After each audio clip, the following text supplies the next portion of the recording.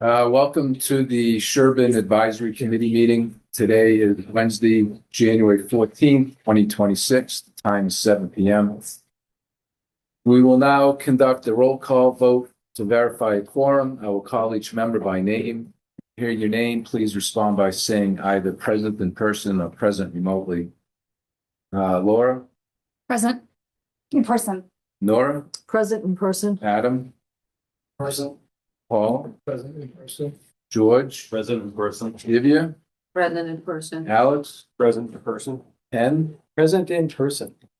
The roll call vote indicates that 9 members are present in person and none are present remotely. With a quorum confirmed, meeting is called to order at 7:03 p.m. All members officially present, all votes during the meeting will be conducted by this. The agenda for tonight's meeting is as follows. We will not be reviewing and approving the previous meeting minutes. We'll do that the next time. The reserve fund transfer from the Department of Public Works has been postponed until January 21. We will hear operating budget presentations from the Social Services Group, Council on Aging, Veteran Services, Library, Recreation, and Historical Commission. Revolving fund presentations, Council on Aging and Recreation, capital budget presentation by Recreation, and we will conclude with advisory committee member reports. Are there any items to add to the agenda that were not reasonably anticipated at least 48 hours before this meeting and that require attention before our next scheduled meeting on January 21st, 2026? Hearing none, I move to adopt the agenda as read. May I have a second? Second. Any further discussion? Committee will now conduct a voice vote to adopt the agenda. All those in favor say aye. Aye. All those opposed? Any abstentions? The agenda is adopted. Thank you, everybody. We will jump right into the Social Services Group. Is there anybody here representing the Council on Aging? So I think Christina's on the phone, online. Christina, are you online and available? I am here. Hello. Good evening, and thank you for attending this evening. We have distributed to the members of the advisory committee your proposed budget, which is account number 541. And I turn it over to you for maybe some background information on what the Council on Aging does and what their goals and objectives are and how your budget supplements those goals. Sorry, hold on 1 second. My son just came in. Hold on. I'm so sorry. Sorry about that. I specifically said if the door's closed, don't come in. No problem. Okay. So, yeah, as he was talking to me and I was listening to you, what kind of information did you just want me to give an overview on the Council on Aging, or were we just looking at the budget right now? Perhaps you could give us some background on the goals and objectives of the Council on Aging, the demographic group that you support, and how your budget supports those goals and objectives. Yes, of course. Yes, happy to do that. So currently, there are about 1,035 people who are 60 and older in Sherborn.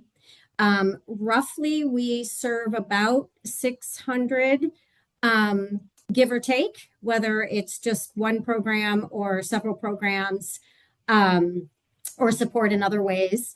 And we have various programs. Bigger programs that we do is lifetime learning, where we do have over 200 residents that do participate in that. We also, weekly, we offer a weekly coffee bar. We do fitness classes every day of the week. We do Medicare counseling. We have equipment that we rent out. We have several nutrition-based programs. One is a Thursday cafe that meets every week. We also have a new grab and go program with Captain Martin's. There is some food insecurity in town, so we're trying to figure out ways to address that. A lot of these programs are either free or they are subsidized, where residents are paying just a small fee. The most that a resident would pay for a program would be for a lifetime learning class, which is typically $10. And like the Thursday cafe is $5. We call it a donation. Most people are happy to pay for that. Grab and go is the same thing, where most of the residents who are participating are paying $5. And then we are subsidizing that as well. We also do our bi-monthly newsletter, which is the link. And that is the recent one just went out. It goes to all residents. So hopefully you did all receive it. And in there, we list really most of the things that we do. We also focus on dementia-friendly programming. We have an expressive arts therapy class as well as a dementia lunch and learn.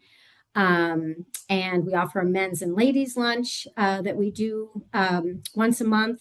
So we're definitely keeping ourselves busy, and we're keeping the residents busy. And we're always reaching out to them to figure out what their needs are and either add new things or move something if it's not working. Excellent, thank you. I want to talk about some of the grants you get too as well. Yeah, Yes, so the grants are we do have a formula grant that is from the state that comes in, and that is based off of this number of the people who are 60 and older, which is the 1,035. It is $16 per person. So we get a payment twice a year, which the total is $16,560. That's a grant that we do primarily use. One thing with this budget is that the town does not pay the full salary, which you'll see on that next page that you just showed, where the formula grant, we are paying through that partially for the outreach coordinator as well as the assistant director, and you'll see those numbers there. And so about more than half of that comes out of there. What happens is we'll pay out of the town budget, and then typically it's like in April or so, or March, that we start pulling from the formula grant. The numbers are a little off this year because the assistant director position used to come out of our lifetime learning revolving fund, but then we moved it out of the formula grant. But when I took over in July 1 of last year, the assistant director started in September. So we didn't even have to pull out of the formula grant. So the numbers are a little bit off when we do review that. We also do have a grant. Some of the grants that we receive, we can just continue to use if we haven't used up all the funds, which is an outdoor fitness grant. And then some of the grants that we get, like from the MCOA SIG grants, we try to use up all the funding. That's a reimbursable one. And if we don't use it, we lose the money. So that's sort of how that works. Grants have been a little trickier with the current environment. So we can't always rely on the grants, but some of the leftover monies are monies that we can kind of spend at our discretion. Like there's also a technology grant as well. So Christine, in that formula grant, the fiscal year began with about a $25,000 balance, plus you're getting another 16. So you have a fairly large balance still in there. Do you have any plans to use those resources? Well, that's where starting in March and April, there's going to be approximately, I have the numbers, that's going to go towards the outreach coordinator. The numbers are actually down on the bottom. Right, that's about $4,000. It looks like. No, well, that's just the outreach coordinator, and then Right. the assistant director is $74.88. Right, so it's about 12,000. You get 16 for the current year, plus you already had 25. Right, and that number was off because we didn't use it the year before because of the assistant director. Those funds didn't come out of that. And the nice thing with that grant is it used to be a rule that you had to spend it every year, but people were being really challenged in trying to do that. And so that is money that we do not have to spend that can stay in there. Obviously, we are spending it. We did actually contribute $3,000 from the formula grant towards the furniture that you all are sitting on. So we did contribute to that. And but we, it's sort of at our discretion how we want to use it. But it is pretty common to take some of that with the salaries. How did you determine, if I could ask, what to use against the salaries as opposed to using the full 16 that you're getting for the year? So we used to have the money for the assistant director. When I was assistant director, that portion was coming out of lifetime learning. And then when we were kind of reviewing it and talking with the treasurer of my board, and really the formula grant is more for the salaries. And the lifetime learning, we in the revolving fund, we wanted to start using that more to be able, we are developing so many different classes. And while we do charge $10, we do pay almost all of the instructors. And so we had a little cushion there. And so that's why that money is coming out of the formula grant. But because it kind of started big, because this was before my time when they could start hanging on to it. So there are some bigger balances that we're trying to figure out what to do. And my last question is about your revolving fund.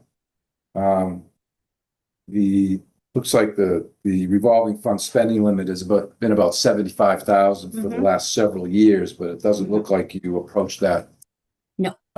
kind of spending. Are you going to modify that request for fiscal 27? It wasn't anything we discussed about modifying it. But I'm open to discussing that. It wasn't anything that was really brought up. So I'm not sure how to answer that one. Okay, we'll follow up on that. Okay, anybody else have questions? Excellent presentation. Thank you. Thank you. All right, we move on to student veteran services. Anybody presenting on veteran services? And it's online or veterans agent.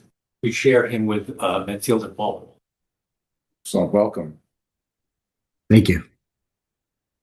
Maybe talk a little bit about what veteran services goals and objectives are, and then how your budget helps support those.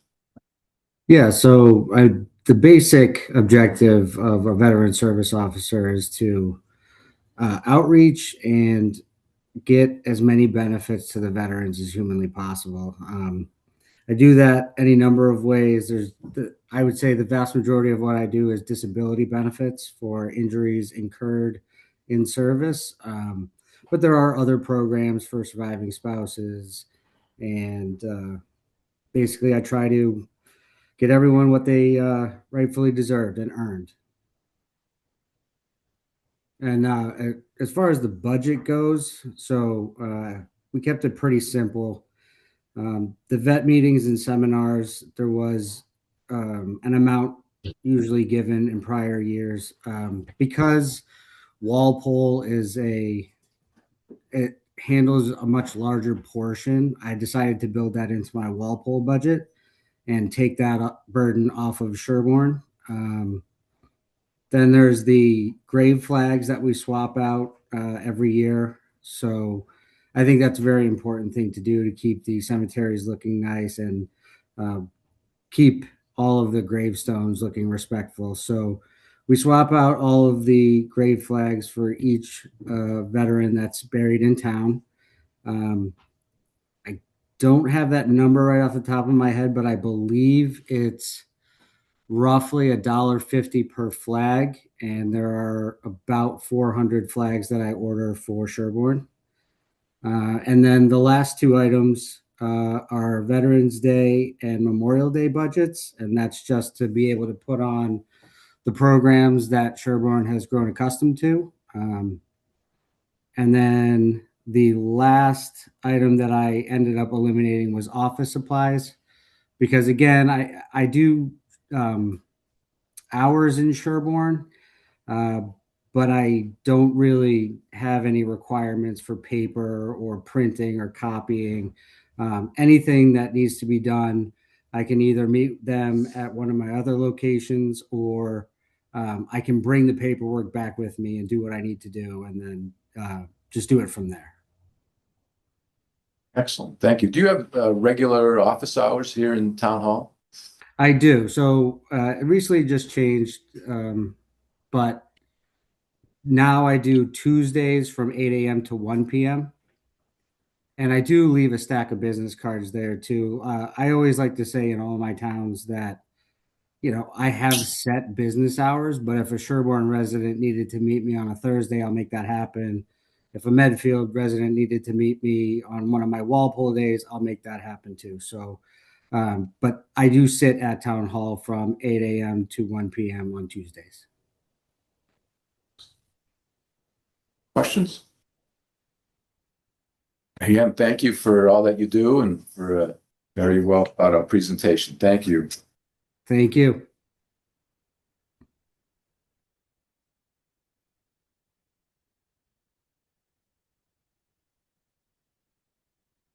All right, up next, library. Liz, welcome. Thank you. Good to be here. So, a little bit about the library, as you know, people in books, but we, part of our mission is to provide the community with access to information, promote lifelong education, recreational reading, and cultural advancement. So, everything we do really surrounds that mission. So, I do have some slides. Please. Are you okay with getting into some of those?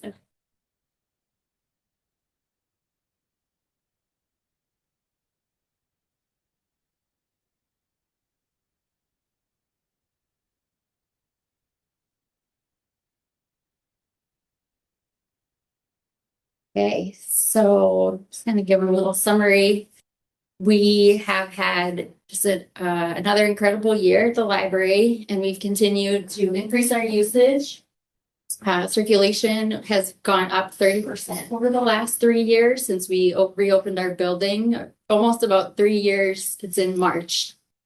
And we have also seen a huge increase in our foot traffic. So over the last 3 years, we've had a 69% increase in people visiting the library. 8% increase really in the last year since we have been fully in the new library building. And one of the biggest things we're really excited about, we've now entered the top 25 ranks in the state. So there's 368 libraries in Massachusetts. And we are now 22nd in our circulation per capita and 6th in the Minuteman Library Network. So we've never been in those ranks before. So really the reopening of the library has really impacted how much usage we're getting. So just to look at our fiscal 27 budget, so we are below the advisory guidance. If you looked at our personnel expenses with the 3.25 cost of living adjustment, if we were to have a 0% increase, our budget would be a 2.4% increase. So what we're looking for this year with all of our offsets with endowment contributions and some offsets to our non-personnel expenses, it is at a 2.2% increase, so below that COLA guidance. So we have made a few changes over the last fiscal year with our budget and really tried to optimize the staff that we have. And we're still very much leaning into our volunteers. We have 1,200 hours have been contributed in the last fiscal year or over the last 3 years. Let's see. So I'll also go through a little bit about our library endowment and what our contribution will be this year. And our town expenditure budget annual growth rate is at the lowest it's been over the last 10 years. So again, just a few metrics here. So we have had continued increase across all of our operating measures. So Sherborn library circulation continues to go up, our traffic continues to go up, and our reliance on our volunteers as well. So is our chart. There's 3 more pages, so we're very proud of our library doing big things here. So just to take a little deeper look at our budget this year. So on our personnel side, we're looking at an increase of 4.5%, which is after COLA, $6,217. And then we were able to reduce our non-personnel expenses. So we do get state aid, for library aid. So one of the requirements for our library aid is that we have to spend 16% of our overall budget on books and materials. So obviously that changes year to year based on what our bottom line is. So we were able to find out from the state that we can use some endowment money towards our books expenditure line. So we are reducing that by 44.25. And because we are a small library, we're able to get a small library grant of $2,390 this year. So between those two reductions, our sort of like a kind of comes out in the wash with the increases in the personnel and the decreases in the offsets with the endowment and the small libraries. Then if you move down all the way to the bottom, you can kind of see a history of our endowment contributions over the years. We had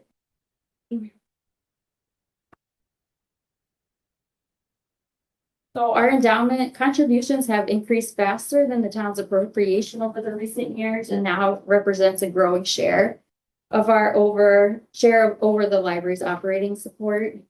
So our private funding, so we do have an endowment, and I know Brian, our trustee chair, is here too, and the trustees are the ones that manage our endowment. So there are several different like sub accounts of the endowment, and each have their own requirement about what we're allowed to spend it on. So the trustees have a gift agreement investment policy with the donors, and that says like what we are allowed to spend on those endowments every year.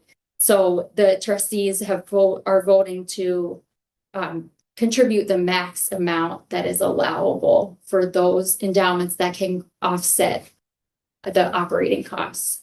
So last year there was a $83,519 contribution, and that is a check that goes directly to the town. So we did want to try to show it in our budget somehow that is a continued offset that has been happening regularly over the years.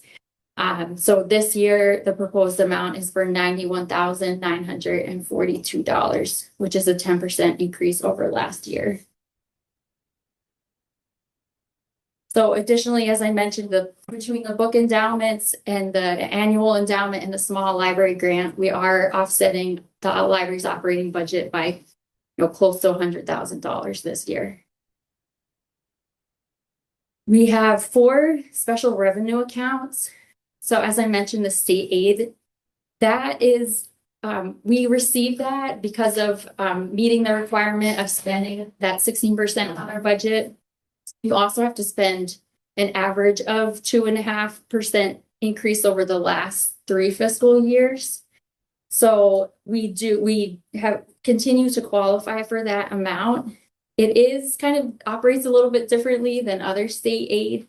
It cannot be appropriated by the town. It has to be decided by the library how those funds will be spent. So last year we decided to reduce some of our landscaping expenses within the operating budget and continued that forward this year.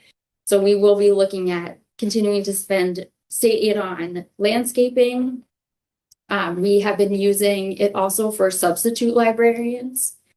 Since we have been so busy, we've been trying to find ways to get creative and filling in those busy times.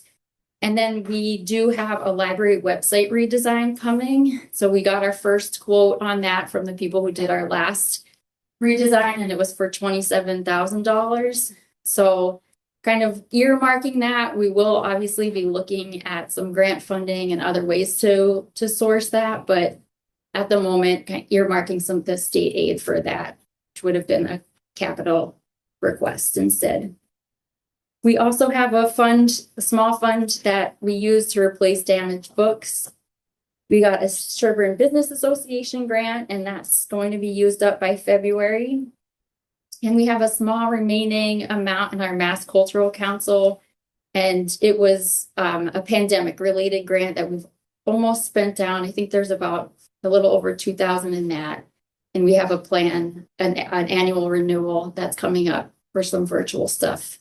So that should be spent down in this year as well. So we also have no capital expenditures in this year's plan or the 5-year capital plan. Just kind of based on the requests of the guidance, I also included our year-to-date fiscal 26 budget, just showing that it's at 50% spent and the library is at 48.94%. So I'm tracking right on track there. We're a little bit underspent on our personnel because someone was out on a maternity leave. Yeah, that's pretty much.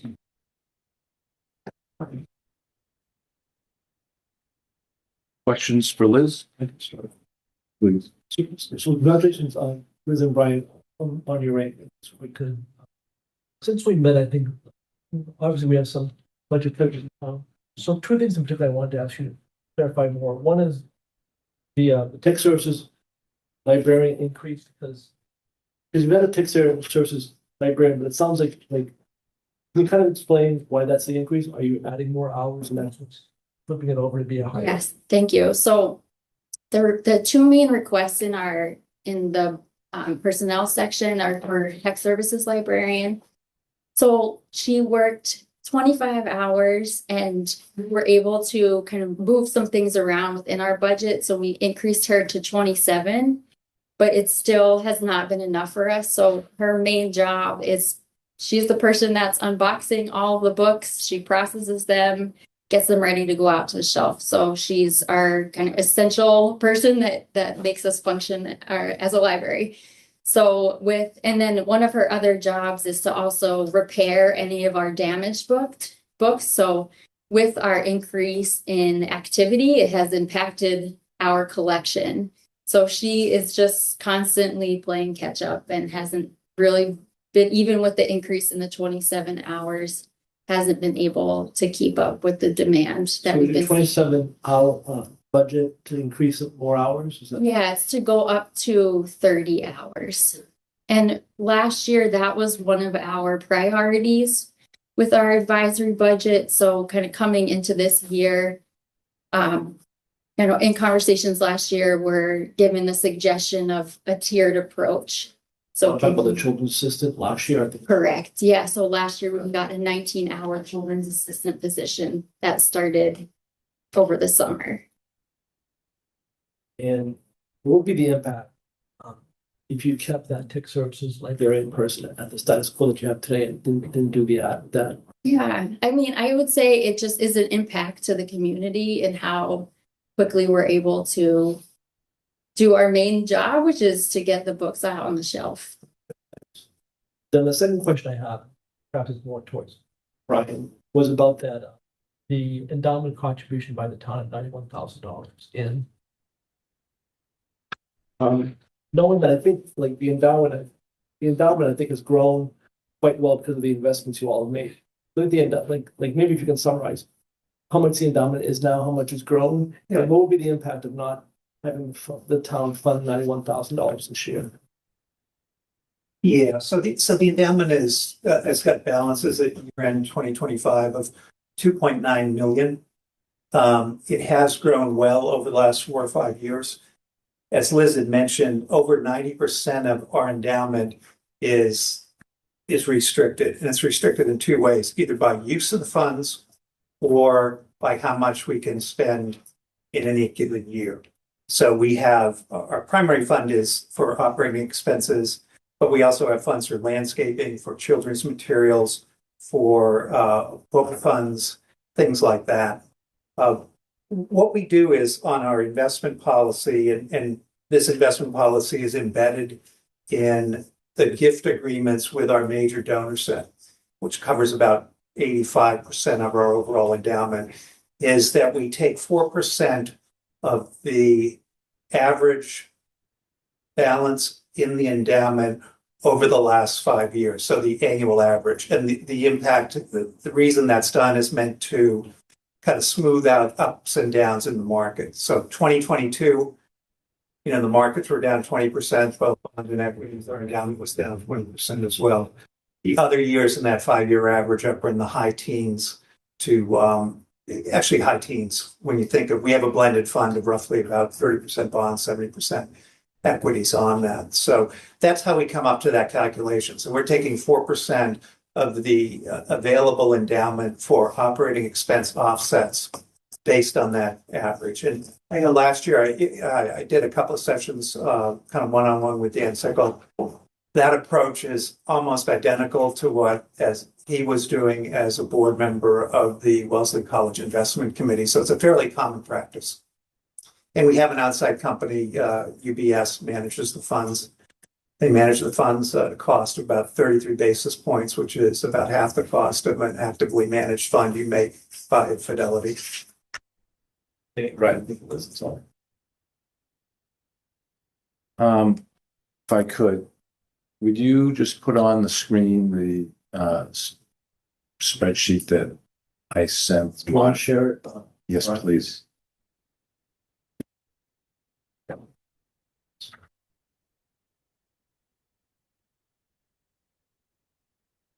So what I wanted to do here was to gross up these numbers as opposed to having them net. And I think there was a couple of line items where you had that 4425, you split into two separate line items. Yeah, you can basically allocate it however. Right. So Yeah. so what I did was I added it back to the cell Sure. and then subtracted it down below. Okay. So what it kind of shows is the budget gross expenses up about 4.28%. Yeah. And then the net budget up about 3.13%. So I haven't yet reconciled where you're getting your 2.32, but I think this, and we talked about this last year about grossing these numbers up as opposed to showing them net, because I think it was a more fair representation, because some of these numbers may not be, you may not always get the library grant. I think the one that I'm seeing, I think, is the landscape. I believe Right. is the 5,000 is something that the trustees are spending down and wasn't voted to be included in an offset amount. So I think that brings it down just a little bit further. Right. So what happened was in that 10,304 for fiscal 26, I think that 5 was netted in there. Or I'm not sure which way it went, but now you're keeping the landscape the same number. One year there was a 5,000 offset, in fiscal 27 there is not. Yeah, it's weird because we'll continue to offset the landscape by a significant amount. It's not shown. So where would that 5,000 be coming from? Could you remind me? Maybe we should be adding it down below. I'm not. Yeah, we might. I guess it just depends on there is a separate endowment for landscaping, so we have been using that account to offset our tree work and continuing care of the landscape. So I know the trustees voted even recently on 7,500 going towards the staircase planting that happened this past year as well. So I guess it just depends on the trustees and the Right. town kind of working out if it's a direct check offset that gets written to the town, or if it's a expense that's coming directly from the trustees to pay the invoices. Well, that's a good point. So the 10,304 in fiscal 27, should that be that number, or should it be $2,500 because you're going to spend 7,500 through the endowment of some sort? I'm not talking a huge sum of money here, but I just want to be consistent. Yeah, maybe something we can. So I got quite, I guess, to help with that. So is that sum to be used towards landscaping, is that offsetting anything in the operating budget, or is that an additional, is it like foregoing an increase in the operating budget? Correct, yeah, so I would say it's foregoing an increase, so we have reduced our landscaping line by 19,000 last fiscal year. Mhm. And so we have continued to do that, which we're using. Level funded, but putting more outside of the operating budget putting more funds, using library funds or trust funds, but Yeah, and it's state not an aid. impact in the operating budget. Addition to the operating budget. Right. So you're gonna be spending 17,800 on landscaping, the 7,500 plus the 10 that's in the operating budget. Correct. Yeah, we've been netting between like, I've just about spent down on our current budget and it's like about halfway through the year. So I was between, 20 and 30 a year, depending on the tree work kind of ends. We did a 3-year treatment, which was a big one. And now it'll get for a few years that we'll have to do that treatment again. So You do this work on your own as opposed to working through the DPW to get I the, mean, we very much work together, but yes, we have a little bit of agreement about the DPW has done a great job with our landscaping, with our leaves and our oh gosh, just like So you do the general mowing, general mowing, thank you. but Yeah, some of the specific Yeah, landscaping. for some of those endowment spends for landscaping, they're typically non-recurring items, like Liz mentioned, when the stairs were built, it left a big kind of gaping hole in the landscaping. We've had to do some tree removals after the construction because the trees were damaged. We've also had to do some special treatments for that copper beech tree that's right in front of the library. It's kind of almost like the brand of the library. So when we look at those primarily as these are one-time kind of expenses to keep the landscape up. The recurring costs are more in the operating budget, and we have an ongoing dialogue with DPW about what work they should be doing on our behalf and what work they won't do on our behalf. I just want to be in my mind clear about this $5,000. Yeah, Fiscal 26, the 5,000 was given to the town I think it to, hasn't happened yet. or will be given to the town to subsidize the 10,000 budget. And then you'd maybe doing something else on your own through the Yes. trust funds. Yep. Okay. But in fiscal 27, the library trust funds will not be used to offset the 10,000 that's in your operating budget. I guess I'm not clear. I mean, we will be spending it on it, so I don't know if it's something. It's a question is it in addition to the 10 that's in the operating budget, or is it supporting the 10,000 that's in the operating? Would the funds be used and paid directly from the library trusts to a landscape vendor, or will they come into the town to offset Right. the budget? I mean, I'm sure. I'm not sure. I think where we were at currently was that we would pay the invoices directly from the endowment. That would be in addition to the operating budget, not offsetting. Okay. So that's essentially a $5,000 increase, fiscal 26 to 27. Funded by the. Okay. So I, as I say, I do view this as a 3% increase as opposed to the 2.25% increase. If we gross up those numbers. And if any of these are incorrect, please let me know and we'll get them corrected. Questions from any other member of the advisory committee? I have a question, Liz. With the increasing use in Rising with Minuteman and the first slide or second slide, do you get any increased funds or grants with that? We do get an increase in our state aid. So Mhm. our state aid amount did go up this year because we had more activity. So yes, not a huge amount, but yeah. How much did you already? I didn't. Do you have a I dollar amount on that? didn't put, we had, let's see, so I know our state aid last year was around a little 11,000. I think it was 600, it's either 696 or 966.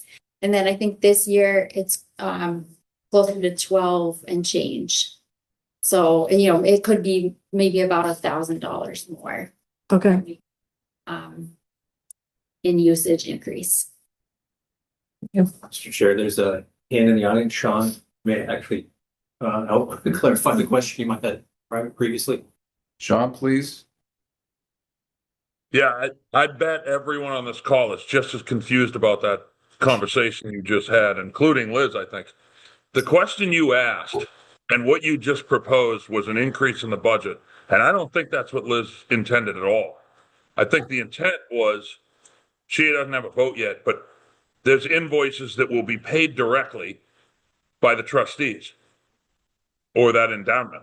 So that does not represent an increase in the budget. That just represents a different way of paying some invoices. Well, let's just so that I understand, let me just try to just rephrase that. In fiscal 26, the budget for landscaping was 10,304. And there was there is to be paid back to the town $5,000 from the library's trust funds. So the net to the town was 5,304. In fiscal 27, the budget is still the 10,304, but it appears that the 5,000 that was paid by the library trust is not going to be paid to the town. That they will pay bills directly on their own. So the budget is the 10,304 plus the work that the library trustees are engaging on their own. So on a net basis, it's a $5,000 incremental cost to the town's operating budget. Yeah, maybe. Or on the flip side, you're asking Liz to commit money that hasn't been voted on by the trustees, which is probably really what's going on right now because they haven't voted exactly what to spend that money on. Well, when we did the fiscal 26 budget, we had the commitment at that time. So we're just using the information we have. Yeah, and I think That's my point. I don't think that's the case. Well, I mean, I guess another way to look at it is, the aggregate of the landscape endowment and the other endowment contribution for FY26 was what, $86,000? And the library endowment goes for FY27 is $91,000. So the overall endowment contribution is increased. If you look at it that way. Right. It was in 91 versus 86. That's correct.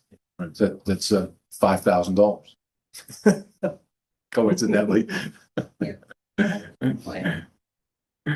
But again, that as Brian had mentioned, the average endowment has over the 5 years increased, and they're committing the 4%. So that will be normal increase anyway. I assume that the 83,519 was the equivalent of 4% contribution from the year before. landscaping, there's a separate endowment fund dedicated to landscaping that we were able to get 4 or 5 years ago. Yeah. It's a much smaller fund, so it's not, we look at that differently than we do look at the overall operating expense fund. So perhaps over the next 4 or 6 weeks before we go final with this, the decision could be made by the trustees as to what to do, and just let us know. Yeah. That's all. Just pointing out the accounting function here. That's all. Just so we're all understanding in this tight budget year what the resources are that are available.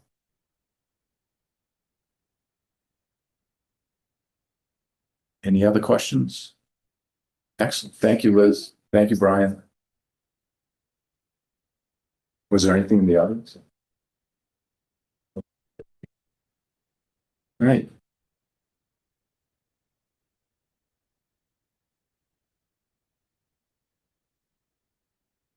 Next, we have recreation. Dave, Good evening. would you mind moving up a bit, just so that the microphone can pick up your voice? Thank you.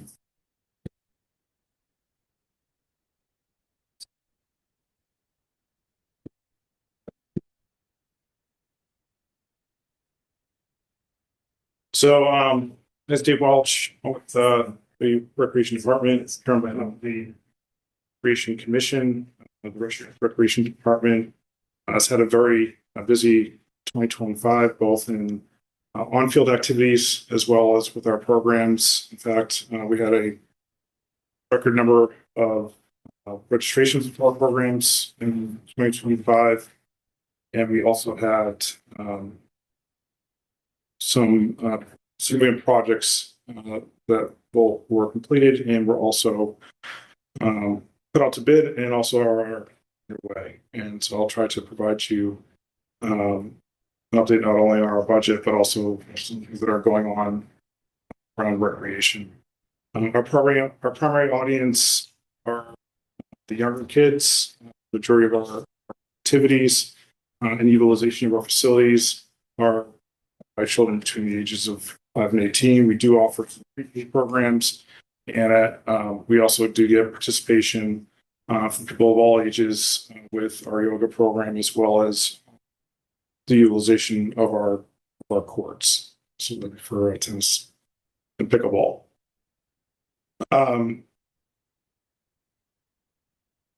What do we have up on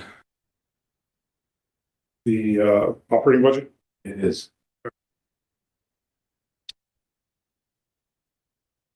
Bring that up on my side as well. It's because you have to have very good vision to see that. Well, I'm at that age where I have 2 sets of glasses, and I'm not wearing my driving glasses, so I can't even read that. So I'm going to put it on my screen if you don't mind, and Please. try to do my best to walk through it. It should match. So if I speak out of turn, please let me know. So this budget reflects what we're trying to get accomplished in the upcoming fiscal year. It also reflects some of the ongoing work that's been going on at our facilities. Try to highlight any significant changes that are in the budget, and I'll just go through this one. The biggest bucket is the field maintenance, which I have broken out as a footnote on the bottom left, which I'll say a little. So for going from the top to the bottom, electricity. Normally, this would be a smaller or flat type of request. However, the two things that are changing as we move from one fiscal year into the other is that we're going to be utilizing power down at Laurel, our irrigation system that is scheduled to be online this spring, and we want to budget amount of money for that. The other thing that we've done is we have started 2 different things that use lights. One was due to a gift from Dover Youth Baseball Softball at the beginning of the 2025 calendar year, which was to include to build lights at the facility, which allowed us to effectively double up the utilization of the Little League field there.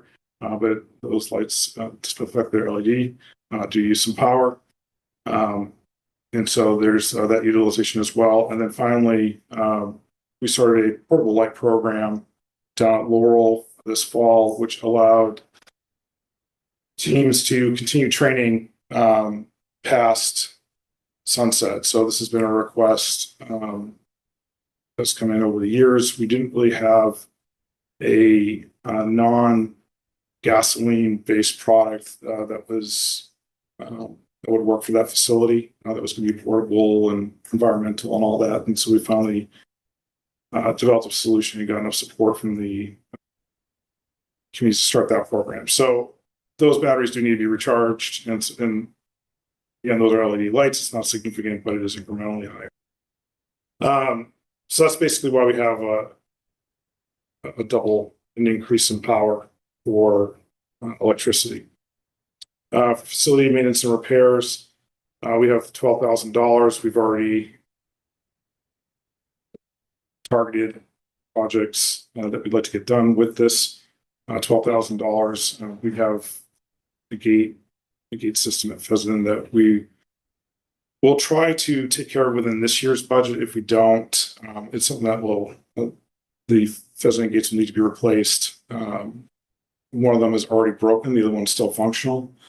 We do have a quote for that that's fairly recent. That was for $9,000 and change to do both gates. One of them is almost fallen over, and the other one is already broken. And then we have some other maintenance and repairs around the outbuilding in terms of repairing rotting wood, painting, stuff that a typical handyman would do. And we've been attacking those types of projects as the budget allows each spring. For example, last year we did over on Jameson 4, an outbuilding shed. We repaired the door, and it's those types of things that we try to tackle as we get closer to year end. Budget allows. I'll do the field maintenance last, since that's the largest bucket. On here, I do have for irrigation $3,000. This is in discussing once the system is operational. At the conclusion of each season, before the frost or hard frost sets in, to protect the system, there are a number of things that need to be done. It is possible that the town of Sherborn could take this on either in conjunction with DPW or a combination of DPW and outside service. If we were to completely outside service it, the cost would be somewhere between $2,000 to $3,000.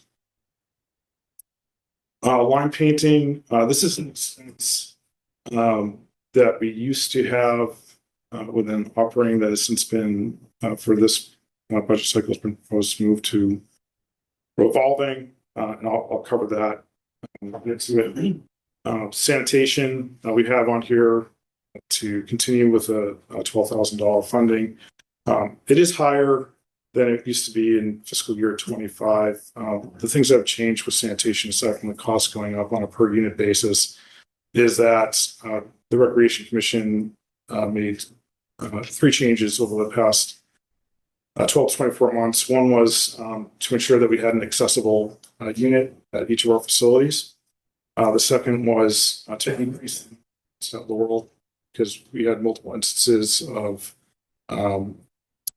the unit reaching capacity before they could get to it on a weekly service. And that was in part due to the use of the facility, the number of children that are recreating there. So it's kind of a good news thing in some ways. Using the porta potties more often because they're there often in recreating. And then, so we had the increase in the number of units. We had the increase in, and then we also added a year-round unit at the playground that could be accessed for anyone that may be recreating at the courts or at the playground, so that they could have access to a porta potty. So those 3 things in combination gets us to where we are today, which is roughly $1 annual expense on sanitation. We did revise our phone downward. I don't know if at some point it was either more expensive or we had 2 phones, but the way the recreation department works is we don't have a landline phone at town hall. It's the phone number, the cellular phone, which is always with me, so that no matter where I am, I can access if the call's going to be responsive to it. And so I to reflect what's actually occurring, I think we did about almost $1,000 in fiscal year 25. Looks like we're on track for about $900 to $1,000 this year. That was decreased to $1,000. Registration software. I have it $6,000. We haven't gotten the bill yet for this year. We usually get it in Q1. I've asked to see if we could get some type of indication of that number may come in below that. So again, I may be able to provide an updated number on that particular line item once we have more information. But I think that would be on the higher end. And then finally, before I get to the field maintenance piece, we did have under new equipment, we did have originally budgeted $12,000 for a second traveler sprinkler. The traveler sprinkler is a piece of equipment that's utilized with the irrigation system since it's operational. Due to the cost of the irrigation system being higher than expected, we thought it'd be prudent to spread out the acquisition of the sprinklers. So with the system going online in the spring, it's usually the wetter of the 3 seasons that were out there. The decision was to purchase one to have available when the system is commissioned to utilize right away, and to add the second one after the fiscal year starts as we enter the drier seasons. The recommendation and discussion with the town administrator and finance was that this item could instead be considered for capital budget, which would also allow us to decrease our operating budget ask for this year. And so that when these budgets were discussed with the Recreation Commission last week, that's a decision that was made to keep that recommendation. So that gets us to 138. Let me spend a little bit of time on the field maintenance since that's the most significant budget line item for our operating budget for this year. So the first one on here, which is the largest, is in field treatment, which in and of itself doesn't seem too meaningful. But what that's really getting at is the need for the Pleasanton facility to address its drainage issue. And so in the most recent spring for 2025, we had, due to the type of surface composition, I should say the subsurface composition at the facility, we had significant issues with drainage, which are not going to resolve themselves and need to be, it needs an intervention. The impact of that was 9 of the 11 weekends that the facility had games scheduled for rental income. The facility was closed, and we could not permit people out there to utilize the facility. By comparison, if you were to look at the difference between Laurel versus Pheasant in terms of its availability post rain events or even significant rains, is the Laurel facility drains really well. It's also usually available within 12 to 36 hours, even after a multiple inch, rainstorm. And so we were in this terrible pattern last spring. You may recall if you had outdoor plans where it was basically raining every weekend, consistently and persistently. And while Laurel was able to manage that fairly well, Pheasant did not.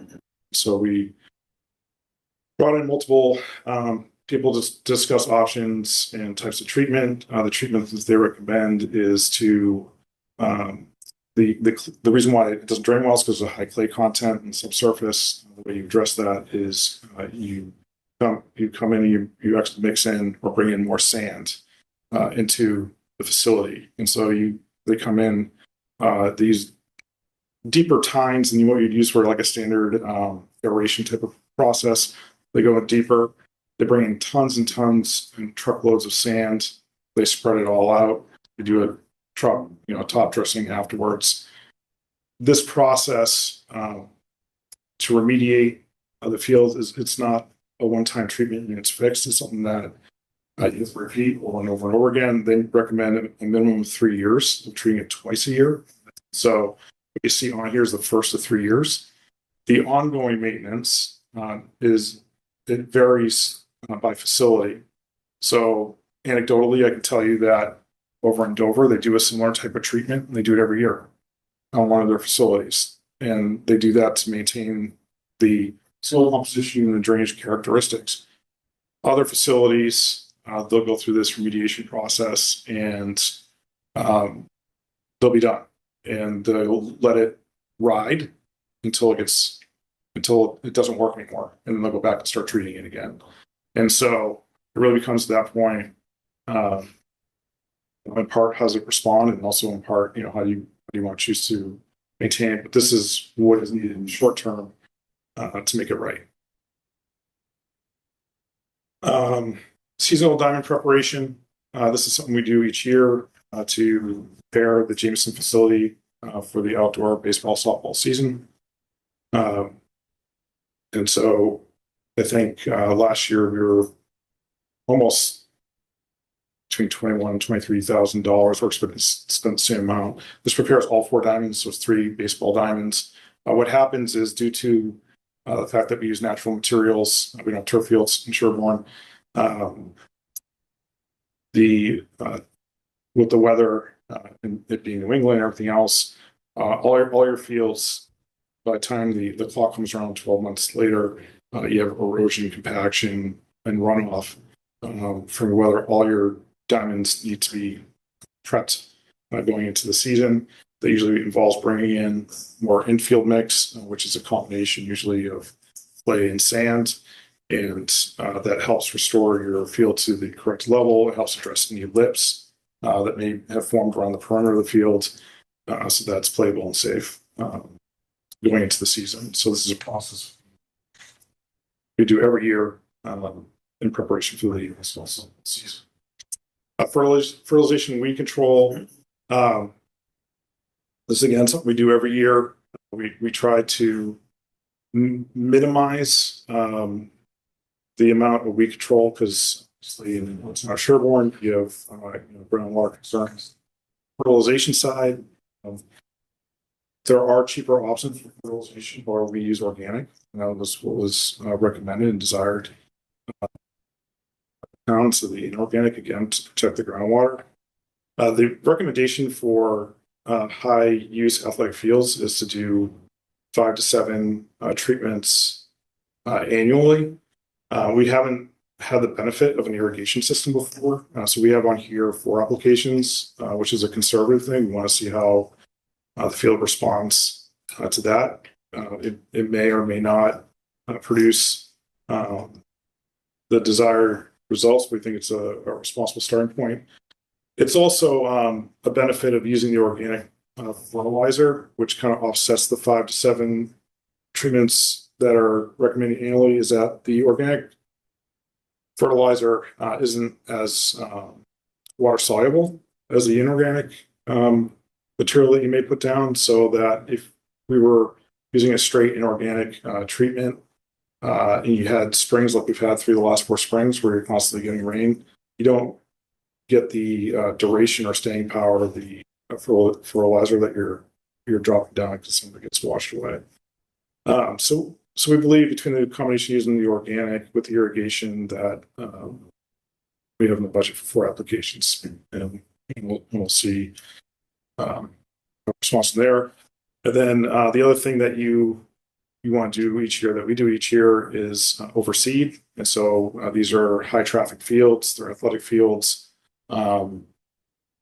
You're always in the process of doing at least once a year, sometimes if you can afford it, twice a year, doing aeration and overseeding to address wear and tear in these high traffic surfaces around the complexes. So that's the breakdown of the field maintenance. I think my suggestion would be is to look at the expenditures in combination, both the operating and the revolving fund. So why don't we continue to drive on with understanding the expenditures out of the revolving fund as well? Okay, so you want to walk through revolving? Please. Okay. All right, so on the revolving fund side, so a little bit, start with the easy ones first, which are the COLA adjustments for, which are in gray, I believe. Is it in gray on yours? It's in gray on the respective sheets. On the snappers, the expenses, we have $4,000, which is higher than what we had budgeted. That's in part to what we had spent in the prior year. We've changed some things year over year with snappers in terms of how expenses are done. We used to pay for example, software out of operating. We don't do that anymore. We pay for that out of revolving. We also have changed the program. Used to do year-end celebration and spend more money at the year end, and the leadership thought it made more sense to spend more money at the front of the program year and help with the engagement and marketing of the program. So last year they did as part of the registration. They grabbed everyone's t-shirt size and had everyone. So basically, it's almost like I think it was almost like a team uniform. And so when you have your 100 to 150 swimmers that are at these meets, you have a lot of showing up with all this same color t-shirt. There's a lot of spirit, teamwork, and camaraderie. And so it's part of shifting expenses from the year-end celebration where they used to do all sorts of handouts and gifts to people and things like that. It's really fun for the kids, and now they're kind of front-end loading. The summer go-round expenses, the main part of that increase is actually due to two things. One is that we changed the program around to include robotics. And so the expense for paying for the robotics program, which is now a program offering for summer go-round, is now born out of that bucket. And so we added robotics 2 years ago. It's been very popular. It's increased the participation in summer go-round. The last 2 years, we've had the two highest registration numbers collectively as a program, last year being a record year. And the other expense that's in there included was a field trip which we'd like to do again in this upcoming year, where we had the kids go to Putson Moor in Holliston, which is a miniature ball splash pad facility. I can personally vouch for that activity. We were shorthanded with adults that week, so I got roped into a foursome and was on the bus with the kids trying to sing what you don't want to hear. But it was our highest registration week. We got a lot of excellent feedback both from the kids and the parents, and so we'd like to offer a similar type of experience, this upcoming year. And so when you look at that number, it's mainly tied to sort of the historical costs there are with the typical things you'd need in a summer go-round program, which is like a day camp, materials and things of that nature, but also includes a healthy portion that's for robotics and some of the programming we did, which would include the field trip. How long does that last? Is it a week? So the summer go-round experience is you can sign up for 1 week at a time. It runs Tuesday through Thursday. There's a morning component, and then there's afternoon programs. 2 afternoon programs that are available are robotics and tennis. And if you do either one of those, you also sign up to stay for lunch.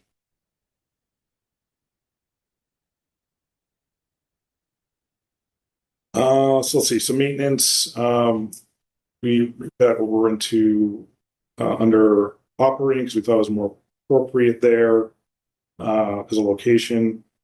The youth tennis. This is actually a pretty good story. This is ahead of even doing the renovation in the courts, which I'll provide an update on a bit later. But the participation in our tennis programs have been robust. We had budgeted for this year $13,000 as an expense for the tennis program. That expense goes directly to the instructors that lead the program.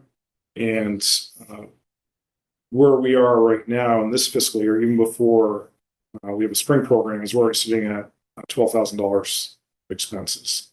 And so that includes the expenses of having tennis during the summer go-round program, as well as a fall program, which is done after school.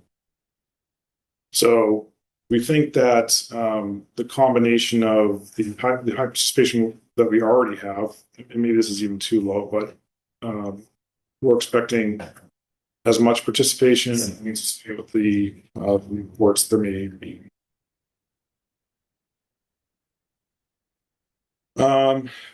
So youth soccer, this is hit or miss type of a program. We've had years where the youth soccer, and this is just to clarify, this is a youth soccer program that's offered through Sherborn Recreation, not through Dover's Sherborn Soccer Club.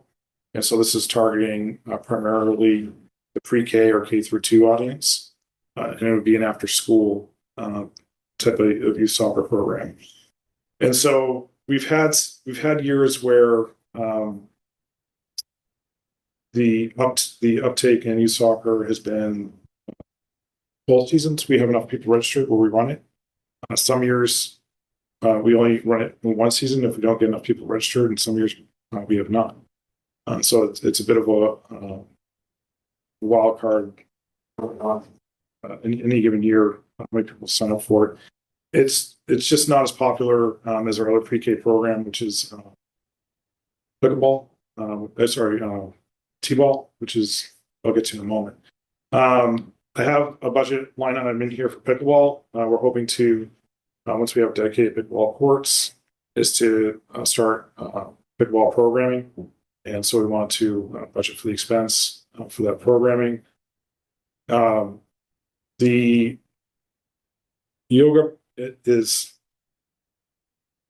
very consistent year over year, but there's a little bit of a wrinkle on how the weeks line up and how much time off the instructor needs. And so we had 2,700 in fiscal year 25. We have 2,500, fiscal year 26. But we're on track for, based on how the weeks lined up and the instructor's time off.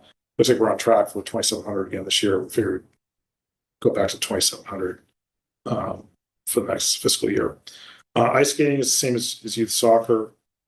It's a program that sometimes when we offer, we don't get enough people, and it's not worth the time and expense for the town of Sherborn to try to maintain it. And in those cases, we tell them that they're welcome to sign up directly with the facility, which is in Natick near the high school.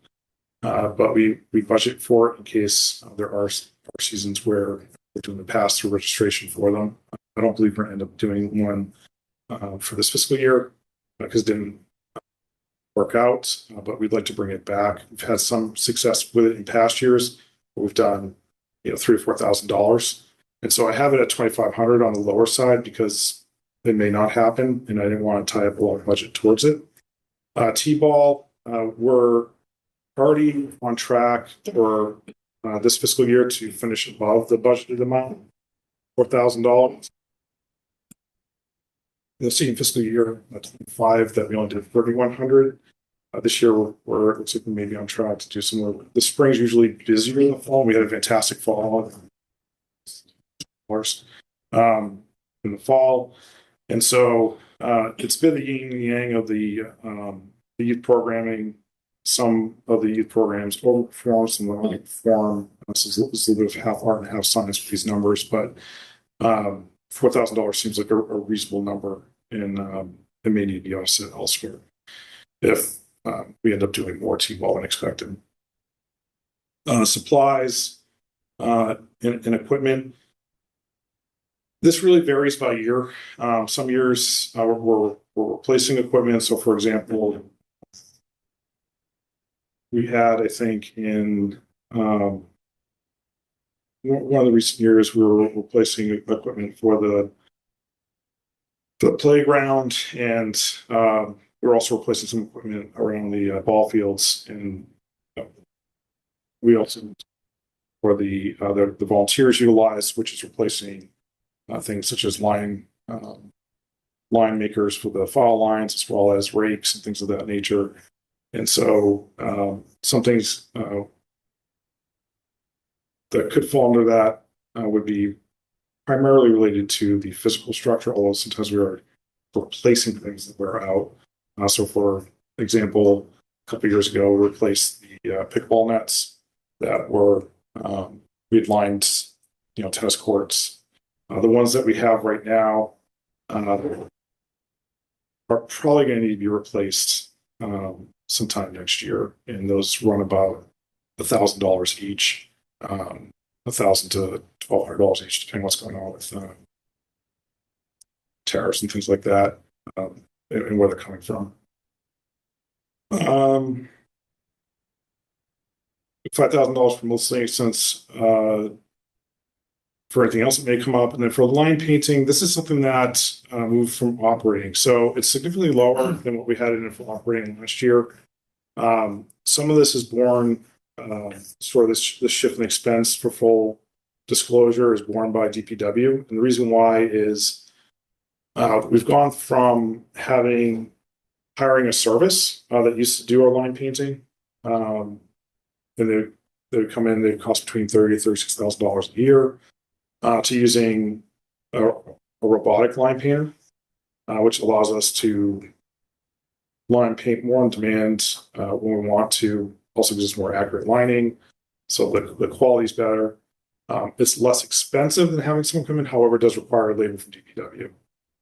And so this past fall was our first season using the robotic line painter. There's definitely additional hours for Sean's team to do it in terms of bringing the robot to and from the facilities, setting it up. You need to keep an eye on it while it is autonomous and it will line fields. Sometimes run into nets, corner flags, we'll find a wayward water bottle, and then you just have to reset it and get restarted. These guys are able to do other things while they're there, but you got to have someone dedicated to it to keep an eye on it and set it up. And there's work to be done both in servicing it before and after the paint preparation, as well as the flushing out of the lines of the equipment. We're hoping to. We tried it in the fall, and we need to perfect it. We're hoping to use the line painting for lining the diamonds at Laurel and at Jameson for both softball and baseball. This is actually, if we're successful with it, this is actually an area where we could save Sean's crew some time, because it is very labor intensive to line the baseball, and especially the. And so you won't get the full benefit of, net. It'll still be using more hours than what he'll save between all the field lining that's being done, but at least we get something back on the spring side for successful utilizing the black painter for the baseball and softball lines. The other thing I have on here, which is a new category that may not have been listed in the past, so it may have shown up elsewhere under a different category. It's just calling out mileage for my vehicle. So we don't have a recreation vehicle. Actually, it's my minivan. It's outside. So it's, anything that needs to be done as it relates to the facilities is done inside that vehicle. So, it puts on miles, gets very dirty. Moves a lot of stuff around. That's a good vehicle, actually, for recreation use for me. So that's kind of where we're at in terms of the top line numbers for revenue. Just to explain those, the program revenue of 90,000, and so I believe last year we had, for program revenue, we had 75,000, and this past year, if you were to look at the trailing 12 months, we did about $95,000 in program revenue, and so $90,000 seems like a reasonable go with. Now, some of that was with record turnout in summer brand, which I can't guarantee is going to happen. You're not going to set a new record every year, and I can't say that even a match every year is going to be the same as last year. But some of the structural things that have gone on summer brand, which I believe permanent, is that we have 2 afternoon offerings, 20 slots each. Were before, prior to 2 years ago, we only had one. Was the tennis, we were boxing and tennis. That has net over increased overall participation in summer ground, which is offering more children the opportunity to recreate. On the field rental side, when this was initially developed, it was looking at our most recent seasons, which was the fall and the spring, and looking at what we had done for revenue. And so, we have on here $100,000 this past fall. For example, we did $57,000 field rental across all the facilities, and there may be opportunity on. I think on the program revenue side, if you were to ask me between the two, one has more breathing room. I'd say the rental revenue. I can tell you that aside from the successful year we had in 2025, especially with the lighting program down at Laurel. We utilized for two reasons. One was due to the West Nile virus, but the other was due to the portable lighting equipment that we're utilizing down there did not arrive from the United Kingdom until October. It's supposed to arrive in late August. It was held up in customs for a variety of reasons. But we only had 1 month of the lighting program at Laurel. It was October 20th through November 20th, and that 1 month, the incremental impact of revenue to the to field rentals was over $1,000. And so I don't think, if you did it, say, you would necessarily double that if you did it for the entire season, because you have less.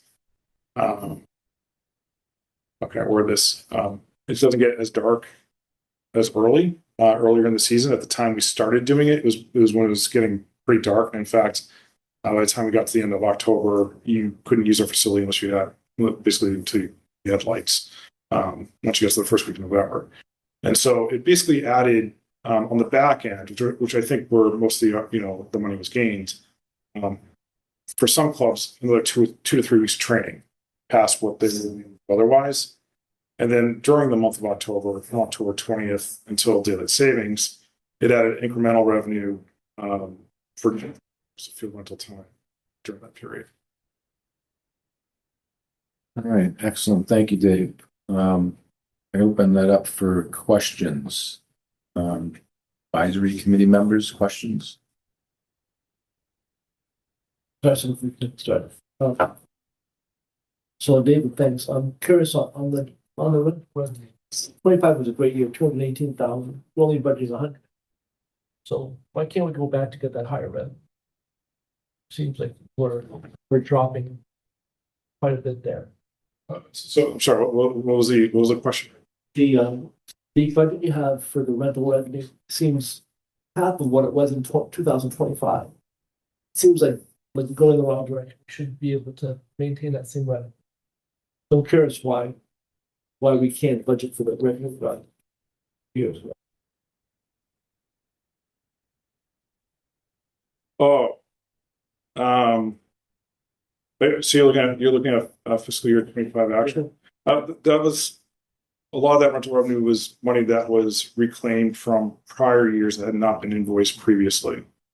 So that number that you see for rental revenue for fiscal year 25 actual reflects a lot of 2023, 2024 field rentals as well. So then so original question might be then, what was the 2025 not reclaimed revenue? Because that we should be able to do at least that. You have that number? I do. And it's not, and I apologize, when I originally developed this budget, I did not, but I do have it now, as I've been working on it over time. So, let me see. It's not important now, but I think it would just be something No, I think it'd be helpful and informative as for this discussion. So, for the fiscal year, for the currently 12 months, for field rentals that occurred in January 2025 and in this year. So I think that's probably the most reasonable assessment of what our field rental activity is. Excluding non-recurring, and I'll define that as things that we don't expect to happen every year. Our field rentals with trailing 12 months were around $120,000. So why not budget 120,000 for 27? Well, yeah, and I think you could, or you could do more. I think there's room for. Seems like sharpening our pencils there and seeing what a realistic kind of rental revenue. Yeah, I don't disagree. At the time I presented this in December, I didn't have the benefit of doing that analysis. It's time intensive, but I have since worked on it. 99% sure that, we're going to end up around 120 something thousand, low 120s, net of non-recurring. So an example of non-recurring would be, we brought in $8,400, Memorial Day weekend, in the spring of 2025 at Laurel for 3 days, because there was a major lacrosse tournament, that we were able to convince to utilize the facility, for their tournament. And, they only come around to Boston once every 4 or 5 years. So we are trying. The natural question would be, why don't we have a tournament there, every Memorial Day weekend? It's usually a vacant spot on the calendar for both club and town, and so there is potential. It's not always vacant, but last year it was, and most years it is. So that'd be an example of a non-recurring that I would exclude from that. A few others. Can I just jump in on that, please?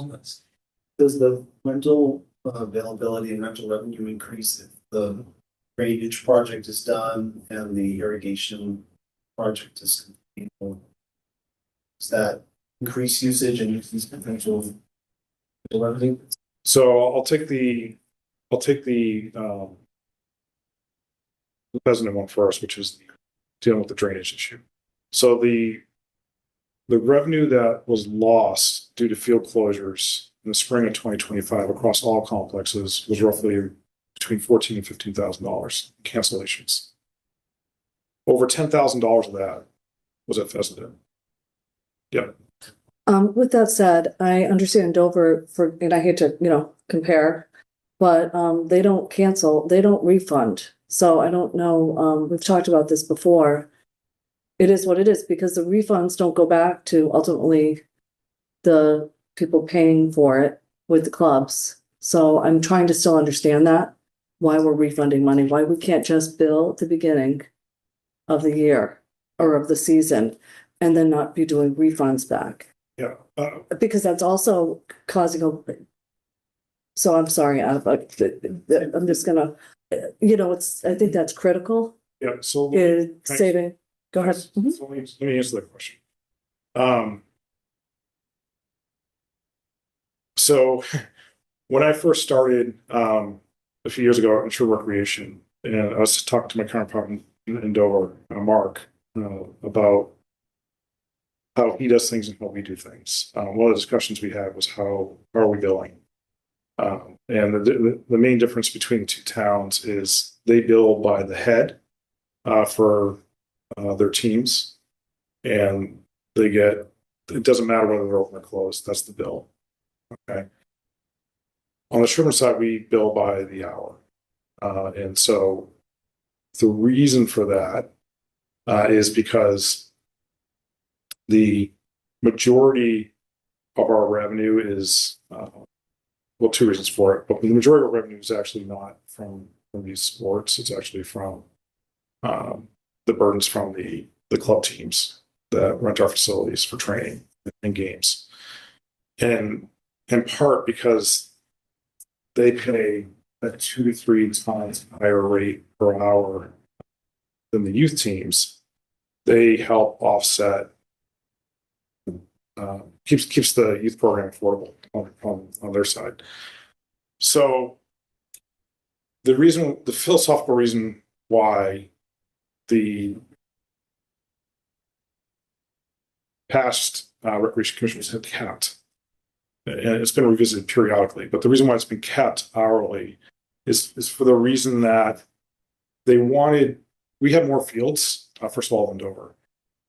And they wanted there to be accountability on the utilization of the facility, which they could not.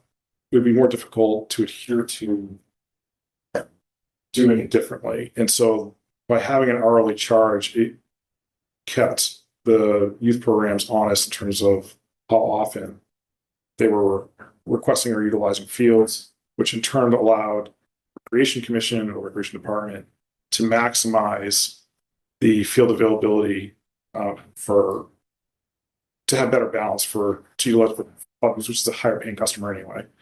And so we always start off with, at the beginning terms of the scheduling process with the U teams have priority before we book or schedule any of the club teams. So it's not that we're trying to box out the youth program. We're just trying to, I think the philosophical approach was we just want to keep them honest in terms of the utilization of the facility. So they're not,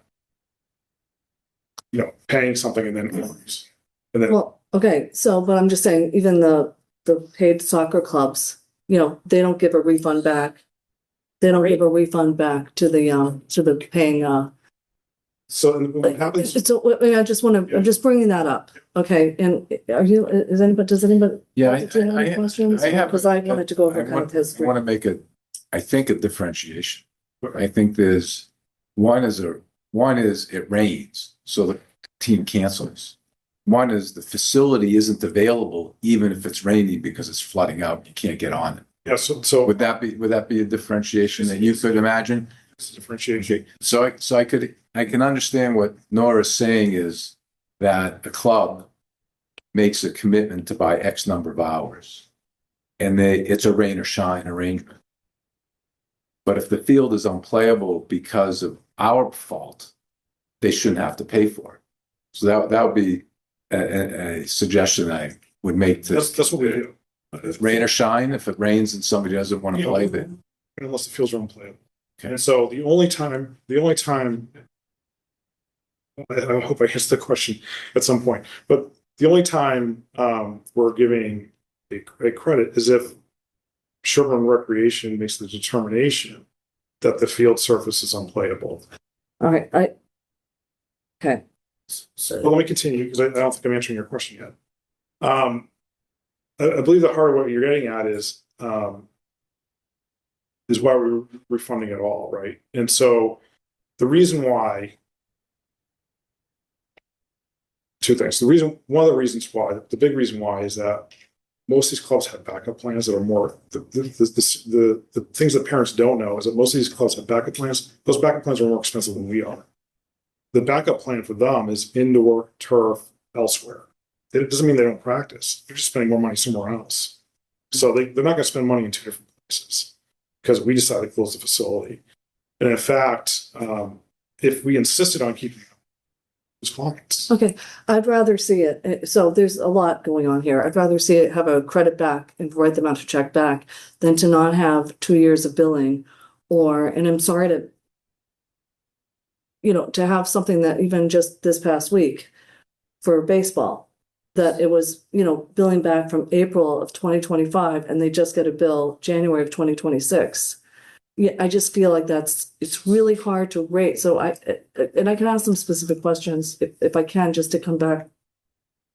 I'd like to see on the operating to go back to fiscal year 2020, because it wasn't until on operating,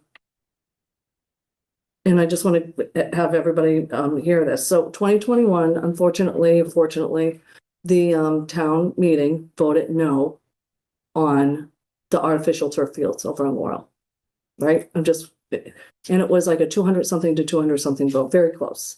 Then because it got voted down, we still have pre-printed ballots, and the pre-printed ballots, people still are voting on it, but it really doesn't count. Or something like 200 and change to 500 and change saying no for the artificial field. So it wasn't like it was reversed. So that didn't happen. Then in 2022, which I'm still trying to understand, because the operating budget was $15,000 up until 2022. So somehow in 2022, the operating budget got blown up from $15,000 by $135,000 to $150,000, which we see here in 2023. Okay, so and apparently, and I'm just trying to still get to the root of this because we have this obligation to understand this. The reason why was $135,000 was to go towards getting Fessenden and Laurel, the soccer fields, updated. All right, so that's the last 4 years has been $540,000 that really was supposed to be dedicated to the soccer fields. And I'm just trying to understand here what happened. And if somebody, can you explain, do you have, so I'm just trying to understand that operating of 135 extra since 2022. Is that your understanding that was for the soccer fields? And why was it raised? Yeah, For no you know, minutes. I was at the same town meeting and also supported the turf fields at the time. I was with recreation at the time. And by the way, the turf field vote was for $1 million. And then it was going to be privately raised, or the position was there was a privately raised entity or multiple entities for about $3 million to finish it. So it was $1 million that we're asking for the town, and then a private funds of about $3 million. It was going to be $4 million for an 11 by 11 turf field that would have a life of 10 to 15 years. Okay, so that didn't happen, but then this 135,000 was apparently raised for getting the fields into shape, because the artificial fields were voted down. Yeah, I recall the discussion at that town meeting was, get everyone from they can play on dirt, to if we're not going to do turf, let's spend more money and improve the facilities. And so I recall that discussion. And so what's frustrating to me is I'm trying to understand, I'd like to go back to even fiscal 20, well, I guess I'd like to see the previous so that there's documentation that it was at $1,15,000 and understand over the last 4 years where that it really, to me, should be most of that money, aside from 15,000, should have been all towards the soccer fields. And then there was that ARPA money that's kind of going towards that. I forget the exact amount for the ARPA money for the irrigation that was dedicated to it. So I'd like to see more of a breakdown here, because there's Jameson that's included here in the operating, which really shouldn't have been, for the 24,000 I'm just seeing here. Weed control, I think it should be broken down, and I think that would be important to see. Okay. For that. And then, going to revolving, the revolving fund, I think you had a credit or a spending limit of up to, was it 300,000? 250? I think it was the old one.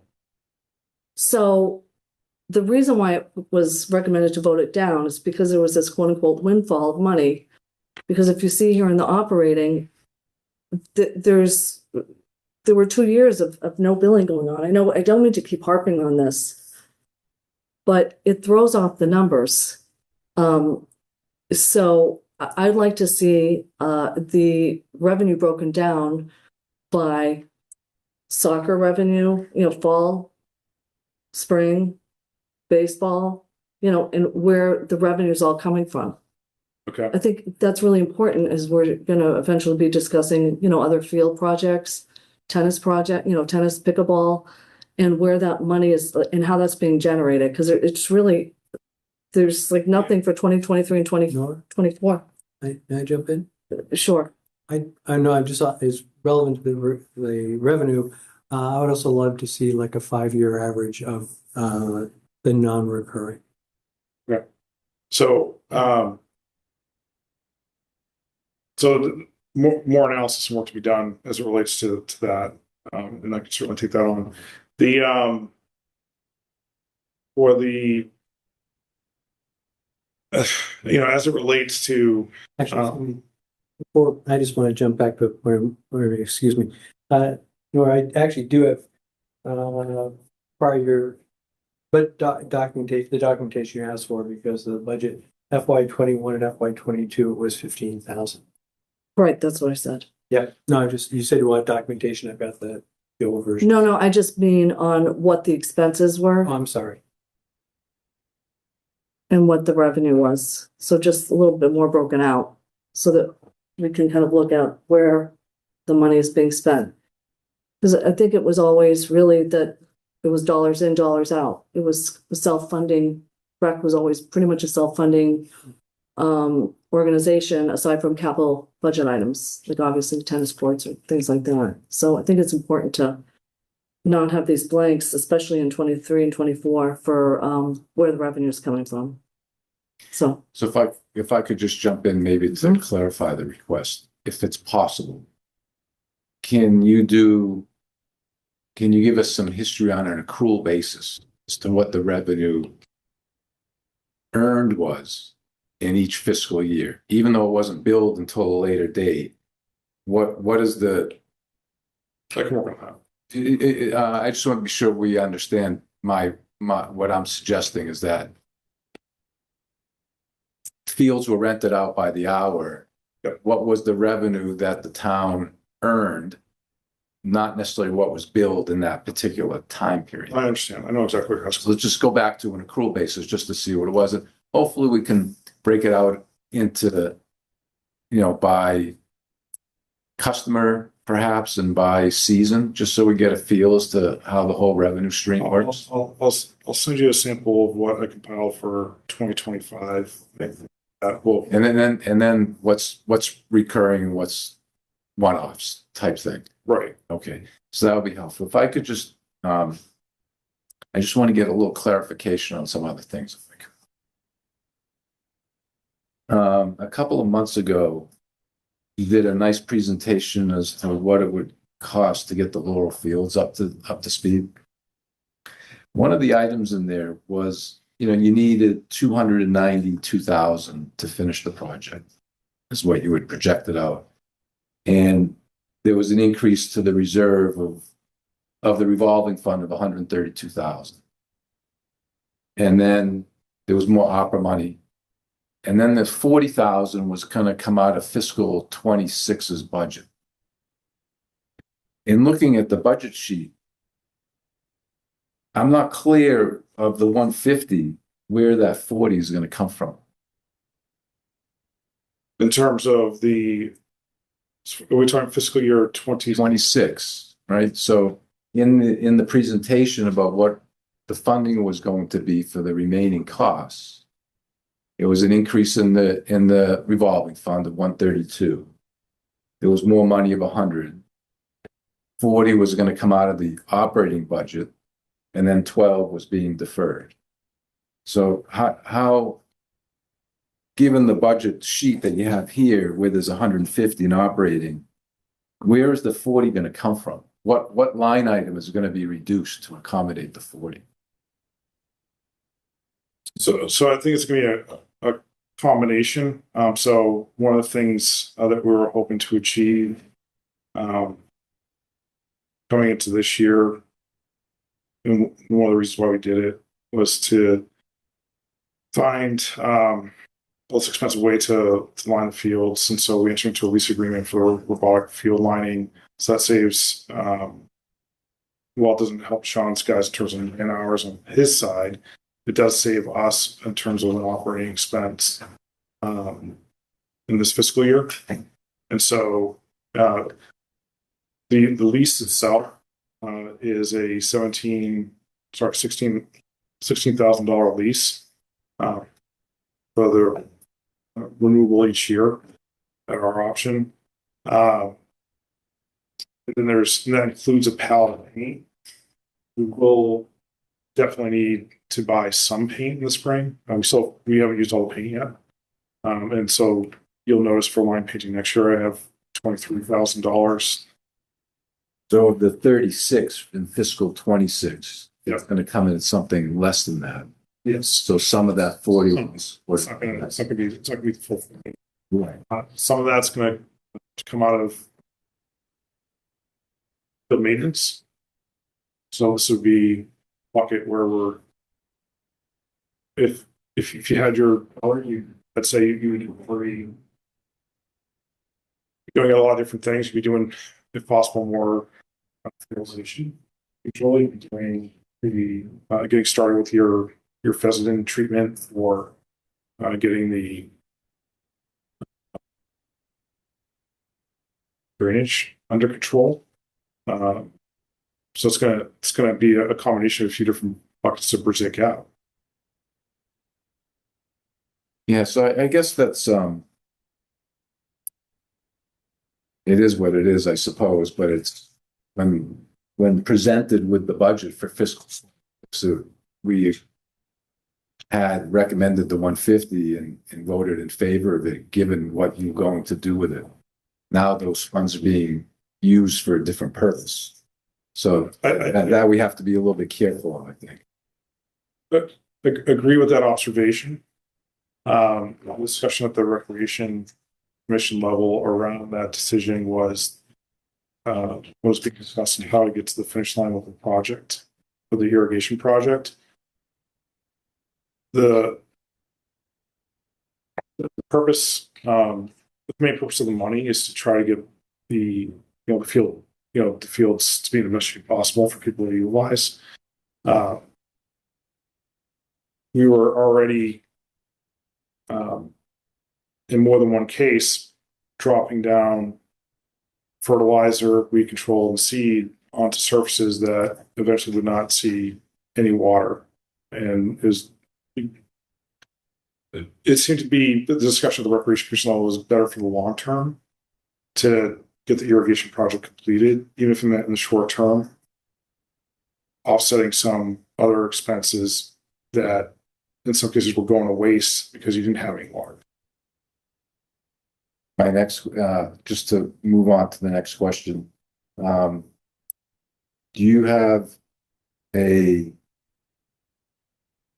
response from Eversource as to when power will be available at Laurel? So Sean, are you still on? I don't know if Sean Clean's still on or not. Yeah, Sean. I'm here. Hello? So Sean, the question from advisory was just an update on the Eversource side of when power may be available, or at least where we are in that process. When power might be available. That's like asking me when it might snow in February. I mean, we hope it'll be available in March or April, but I mean, there's no telling. It took a long time to get the EV charger up. That was a little bit different animal with the transformers that they had to bring, but we can't really predict that. So if the electricity isn't available, does that mean that the irrigation and the travelers will not be operational, or will you be powering with generators? So they would not be operational in terms of for daily use. In terms of so answer that question first. That we're going to be available for daily use until you have power to the site. The only thing you use a generator for, if the project was completed, which is going to be some time, as of right now, it's like between April and May. If the project's completed and there's not power to the site yet, we would be testing or trying to commission the system with a generator to accept it. Okay. So the argument that I've been hearing, is that if there's no water, there's no point in laying down chemicals because they just blow away. No, that's not true. Well, okay. So say more, if you would, between the seed and the chemicals and all the other things you want to put down in that field. If there's no water, what's the point? That has been mentioned in the past. Well, that's actually like predicting a drought or a snowstorm. Of course you should put seed down. That's the most environmentally friendly thing to do. And some of the chemicals you have to put down there, you're gonna guarantee that you'll lose the field. We can't ever predict an epic drought. And there may be some droughts where the Board of Health says shut the irrigation system down and we lose the field. That could happen. That can still happen after the irrigation system's set up.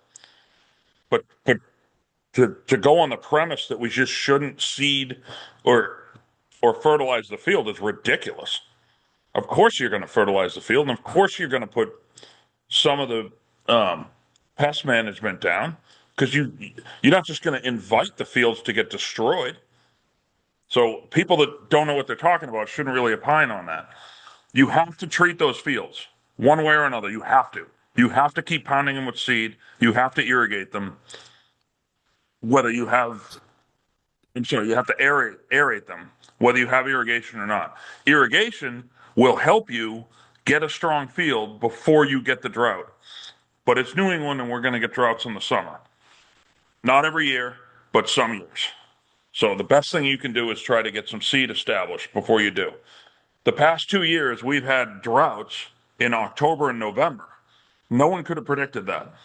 We seeded in the middle of a drought and we lost half of the seed, but it actually helped in the spring to recover, both on Jameson and Laurel. So I'm sorry, but that's a bad premise, and I'm going to shut it down. Well, frankly, that's what we heard for the rationale for putting in this water system. Before that, it was pointless to be seeding and fertilizing without water. That's what we heard. That's what we did hear that. I'm sorry, that's not what you heard. You heard it's not as effective and there's a risk. You minimize the risk by having the irrigation to help the seed get established, but it does not mitigate the need to seed, because you lose a lot of seed in a drought, and you can mitigate that by irrigation. But that doesn't mean we're just going to wash our hands of it and just let the fields go because we don't have the irrigation going, because Eversource didn't show up. They may or may not show up when we need them, and that's kind of world dependent on what happens. But Can I ask we about that? can't control what they decide to do, but we're going to do the best we can. Sean, that was gonna be my question. Like, who, is there a liaison with Eversource? Like, are there things that have to happen before they come? You know, is it something where you have to wait before you can schedule? You're not even allowed to schedule, and you just put in a request and hope? Like, are there ways to sort of bird dog it, or have a sit in or something at Eversource? Not volunteer. Hang on, I'm trying to keep my laptop from dying. I think I caught it. Can you ask that question again, Adam? Yeah, I was just wondering, like, the steps for Eversource. Is it really like they won't be approached and you just have to kind of hope they show up, or are there steps to take for to harass? And is everything all set up? And really the only thing we're waiting for is Eversource to decide to come and run power. So typically what happens with Eversource, similar to what you'd get with any other contractor, if there's any reason for them not to do something, they won't do it. So if we were to do 99% of our work and Eversource knew we couldn't just hook it up, they're still not just going to put the transformer out there. So if something happens and there's a shortage of pad mount transformers because a hurricane hits, or there's, some other natural disaster, they're going to push resources elsewhere and we may not get it. On the contrary, we could have the stuff ready tomorrow and they just don't bring it. Like, we can't control that. We have no control over Eversource. We just have work orders that sit out there that, get handled. So the best we can do, once the frost gets out, finish the work that we need to do and push Eversource to come out. So, What needs to be done to line up Eversource, that's been done. The work orders have been submitted, the plans have been submitted, the fees have been paid. It's queued up in their system for them to assign the crews and do the work. But they won't do it until the infrastructure project that we're putting in place is up and running, or they can do it. And they have the crews available to do it. So they will wait for our work to be done. Or they be prioritizing other work that they're going to get paid for, knowing that it's not absolutely needed. But if they had an opportunity to come next week before our work is done, could they come in, do their thing, and that would still work? Yeah, they can do it anytime and they don't have to wait for the work to be done. It adds a bit more pressure if our work's done and there's no power to it. Then adds a little pressure to them. Maybe that's Sean's point, but as far as the things that needed to be done to set up their work, that's awesome. Been done for a while. Okay. And there's nothing Work right that's was in, coming now. fees have been paid. We're waiting for that. Wow. Good phone call will be made every other day to them. Nonsense. Yeah. The chair over here is the market. Good friends with the CEO. That's not how it operates. Bring children and soccer. Paul, you have a question? Yeah, I just wanted to point out, David, that I think, so I should, the next like revision, I think more of the expenses could be shifted from operating to revolving. Just I wanted to point out, when we talked about earlier about the rental revenue, like if that's closer to 120 or more, then your revenue's 210, and your expenses there are 176.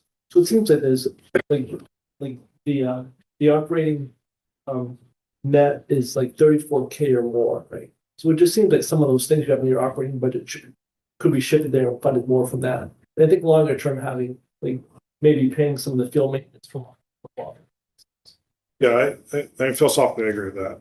I think there's two things. One is maybe not had a chance to look at the full year numbers, giving an opportunity for operating to revolving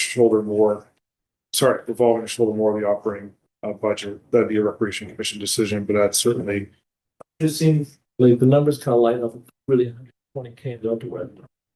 When you get that right number there, seems there's room there. I would agree. And I would share that point with the Recreation. Question about the, sorry. No, I just, two things. One, so we don't drift too far off it. I'm one of the ones who heard that rationale for the sprinkler system. And the other thing to support what Nora was saying, I just look back and in FY21, the budget was 15,000 and the revolving fund balance was $113,056. And in FY26, the budget was 150,000 and the revolving fund balance was 275,000, $163. So it seems like the numbers have shifted in favor of the budget, the operating budget from the revolving fund. And there may have been reasons, I'm sure there were reasons for doing that, whether or not there were good reasons, but I second Nora's idea that we should look at switching back to, the budget, the operating budget from the town being minimal and the bulk of as Paul was saying, the spending and the revenue, that package coming out of the revolving fund. It seems to have been historically the case. I think, correct me if I'm wrong here. Yeah, revolving fund balance is projected to be 288 at the end of fiscal 27, but I don't think that's yet been reduced by the 132 that you need to finish Laurel. Yes, that's not my number. I think I should probably.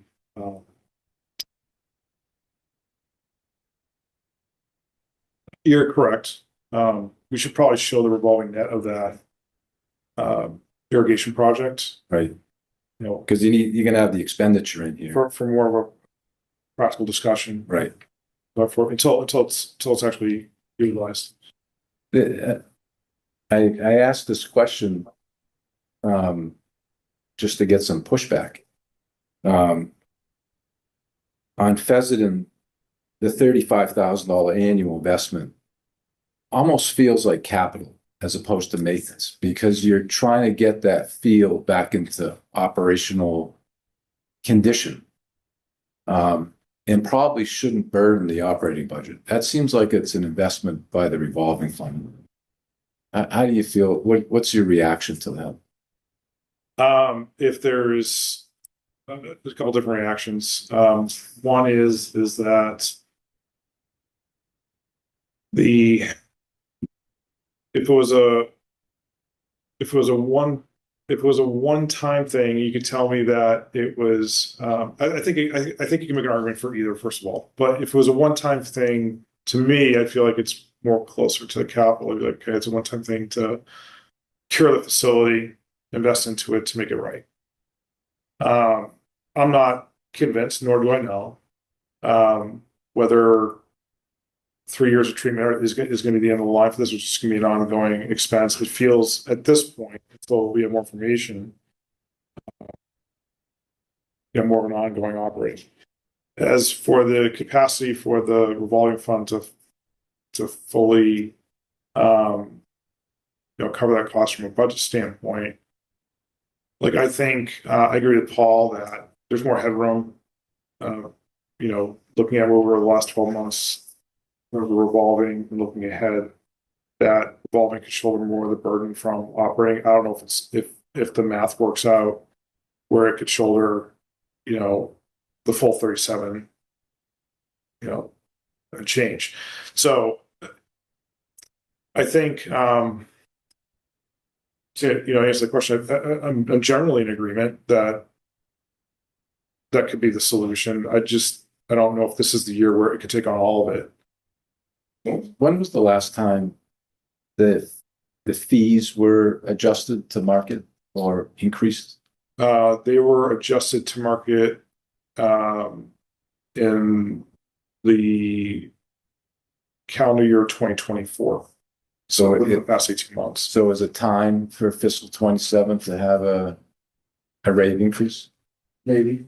I'd have to go back out and look at what's going on around us again. The last time we made the recommendation to increase it was in 2024. So we're 2026 will be 2 years out. So with the cost of chemicals and labor, it seems like it wouldn't be unreasonable to raise rates. And I don't know if there's any supply power here, that there aren't many alternatives for some of these places to go to. Yeah, like I said, I think I get the sense this. I want to prove it to you, but I get the sense that Sherborn is attractive on a couple different fronts. The location, the disposal impacts, and we are less expensive than turf for certain when I was dependable, reliable, as turf. So a lot of times they're rescheduling. And last year, in fact, with the West Nile virus, we were under advisory as a high-risk community. We were losing revenue because they couldn't practice late enough, and they were going elsewhere. And so, I get the sense we're the preferred choice for a lot of reasons. I think there's value there. The question is, how much can you extract before you? Right, that's the question. Yes. So I think it's worth revisiting. It'll be 2 years this year. I get the sense that we're merely asking for this to be more of a self-sustaining activity with less burden on the community, the general taxpayer. So reconvene, take another look at this, see how you guys can and gals can work on that 138 request and bring it down a bit. Yeah. It's probably substantially. So, we can get everybody. That's the repetition. Work on it. Yeah. Is that the general sense that the committee is feeling? So we want to be tough on the problem, but easy on the folk who are trying to implement it. So we have a shared interest here. We want the community to get what it needs and wants, and have it funded in a reasonable way that makes sense for everybody involved. Understood. It just seems that 540,000 aggregate for Laurel and Jameson, Laurel and Fessenden. I'm still where that 135. It seems like it really was more of a capital thing to improve those fields. So if we can get to the bottom of that, that would help too, because Yeah. people tell, people are confused about it. Thanks. Any other questions for Dave and the rec commission? Thanks so much, David. Smart. I have one last question. Basically, I think most of it Stephen covered anyway, as far as fee increase is concerned. Looking at the program revenue and help me understand, are we close to capacity as far as program is concerned?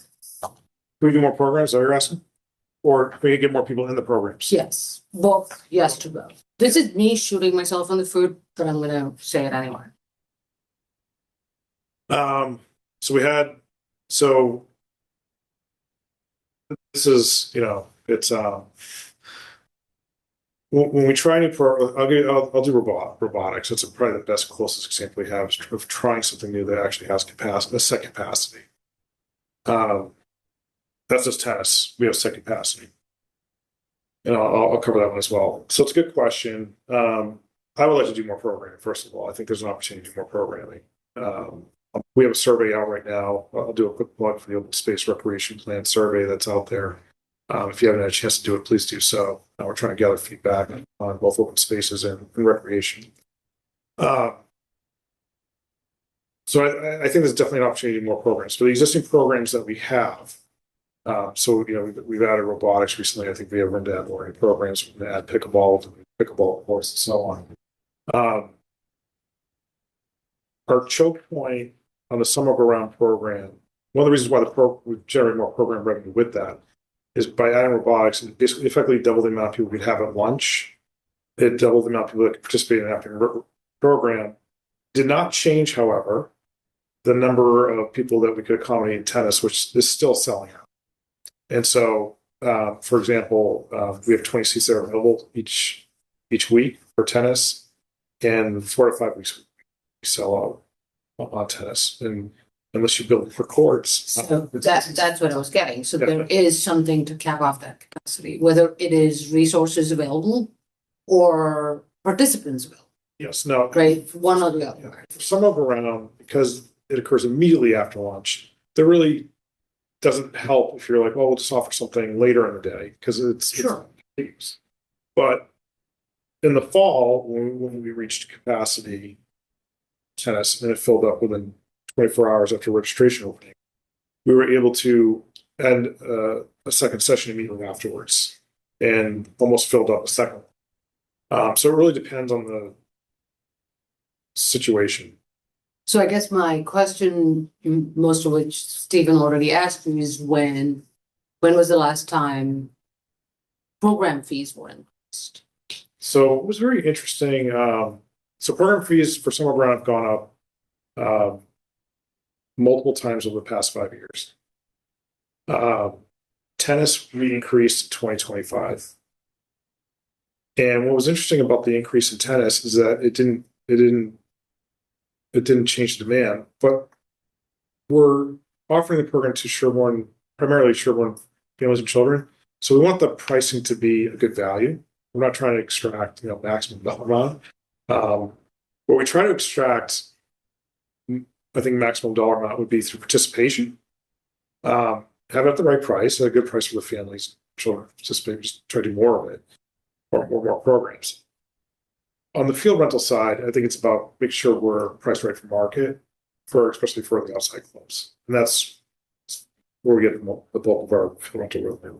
So I think my thinking is coming from working backwards, as far as the program fee structure or the rental fee structure is concerned, saying we know we need, I don't know, $500,000. And how do you get there, right? To be self-sustainable, and if you have two revenue sources, so, and that's the only way to get there. So one of the things I agree. I like that train of thought. One of the thoughts that I had was, we only lit on average 2 to 3 fields a night for training, down at Laurel. We have 9 fields there. And on some days during the daytime, we have 8 to 9 fields, of teams there. I'm not saying there's that much demand for after dark, I'm just saying, like, that's potentially an area where you can bring additional field rental revenue, additional programming, the right rate. Yeah, I'm interested in all that.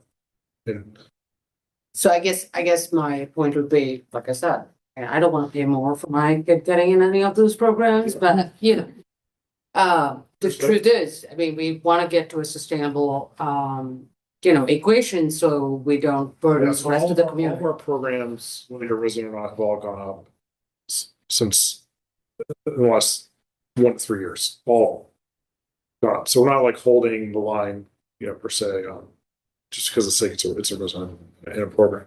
Because our expenses have gone. I actually would make the observation that the Rec Commission has 3 sources of revenue: field revenue, program revenue, and the town.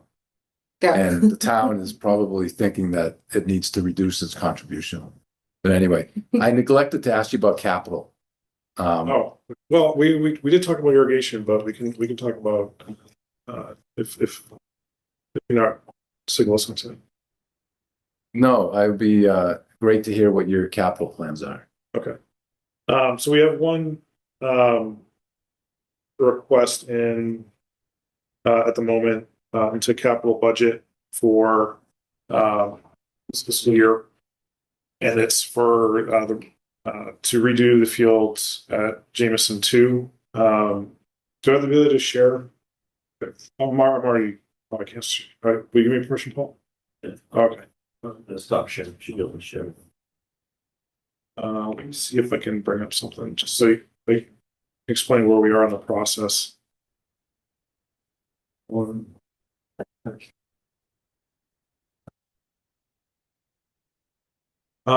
we originally submitted our capital budget request. Before I show this image, I just want to describe it first.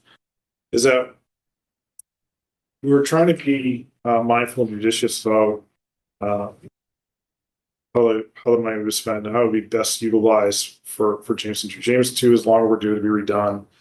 It's been over a decade. It's in terrible shape. And so if we're going to redo it, the thought was, okay, well, if you're going to spend that amount of money to redo it, what would be the best way to spend that money? Concurrently, money was borrowed 18 months or probably 19 months at this point. About 18 months ago to redo Jameson 4. And for the most, well, some of that money has been spent. The project has not been done. And the thought was between Dover Baseball, Softball, and Recreation Commission was, how are we utilizing these fields today? What are the issues with them? And what would be the best layout for the future if we're going to be spending this money on capital projects?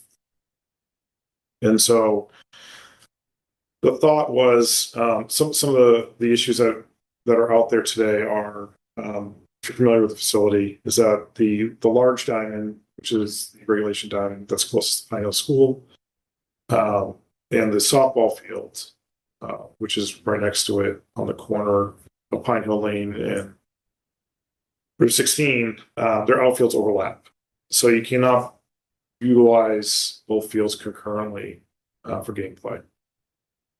And so from both a scheduling standpoint, but also from a logistics standpoint for both the organizations, for field rentals, for anything, for any kind of usage, it's been a thorn in the side for a long time.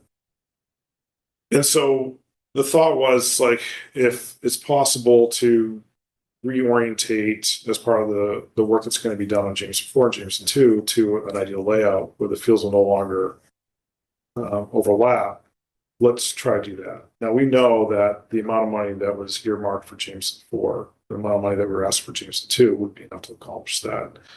Dover Baseball, Softball, which has participated in a lot of the capital improvements at the facility over the last 3 or 4 years, was interested in exploring what that cost would be and seeing if there was a way they could help bridge that cost either with fundraising, which they have done in the past for other projects, how the lights were put up at the Little League field most recently in 2025. And so this is what, oops, I'm sharing a spreadsheet. That's what I want to share. Let me go back to me try this. Did that work? Okay. So this is the layout. What you see in red is what we were exploring in terms of reorientation, moving from a four-field facility. So I'll scroll a little bit on this so you can see better see the other diamond. So if you can see underneath, you'll see the outlines of the three diamonds that are in this area. The large diamond, the softball diamond, and then at the bottom is the other little league size field. And so the thought process was, okay, let's figure out how much it's going to cost if we want to do this, because this will allow us to have non-overlapping diamonds. It would make both the softball diamond available, which would be on the smaller size field, to be scheduled whenever, allow the large size diamond to be scheduled whenever. It would reduce the ongoing operational expense of carrying 4 diamonds down to 3, and it would reduce the long-term capital needs of renovating diamonds every 8 to 12 years from 4 diamonds down to 3. So there was a lot of enthusiasm both on the Sherborn Recreation side as well as the Dover baseball side to look at doing this project.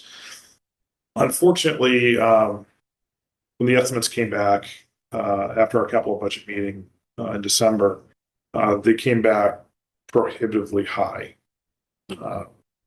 And while this may be, when it was no object, this may be the best level for the facility, and one that everyone agrees would be the best long term, it's not financially feasible, at least to the extent that Dover baseball softballs want to participate in a solution. What was the number? So it came out to, I have it right here, just so I give you the accurate number, including contingency and general conditions and bonds. It was a $750,000 project. What? $3.25 million project. So $769,000. 769 $769 to the reconfiguration. if you want to reconfigure the facility. All the diamonds that you're showing in your master plan. Correct. So it's going from those 3 diamonds down to 2 diamonds. So initially, when we were getting informal quotes for this project, we were, this estimate that we have is a conservative estimate. It's the same firm that we utilized for the Jameson Court project. This is all they do for business is they develop their landscape architects. They for decades. But they're not in the business of putting out, what your lowest bid's going to be, your highest bids. They put out what they think is a reasonable estimate. So that's what they came back with, and it was substantially higher than what we were getting from one-off quotes. We were bringing in firms to tell us, what do you see this costing us? This and quotes we were getting then were closer to $400,000 to $500,000, which seemed more reasonable, obviously. What would happen on the revenue side? You would have. It's a really, really good question. You would have the number one reason I refuse. The number one reason why I refuse rentals is because the number one requested field for rentals is the large diamond. So we already either have it in use because our baseball softball needs it, or there's something going on the softball field. So we do rent it out, but I don't know. It's not as available as much as it could be, So if I had to put a number on it, you're probably foregoing.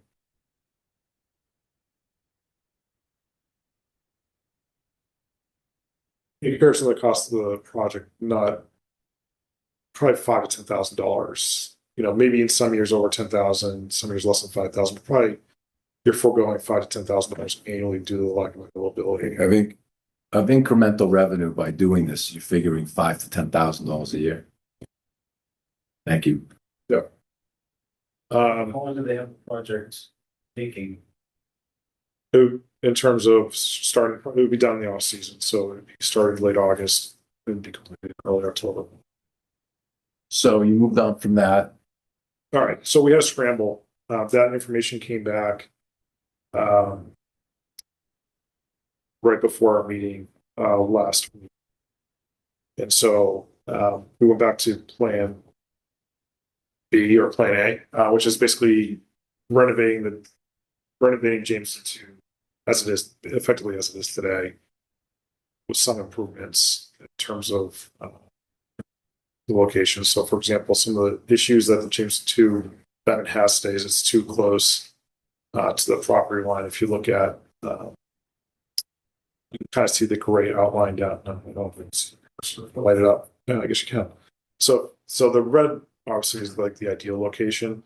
Home plate right now is 16, 17 feet backstop.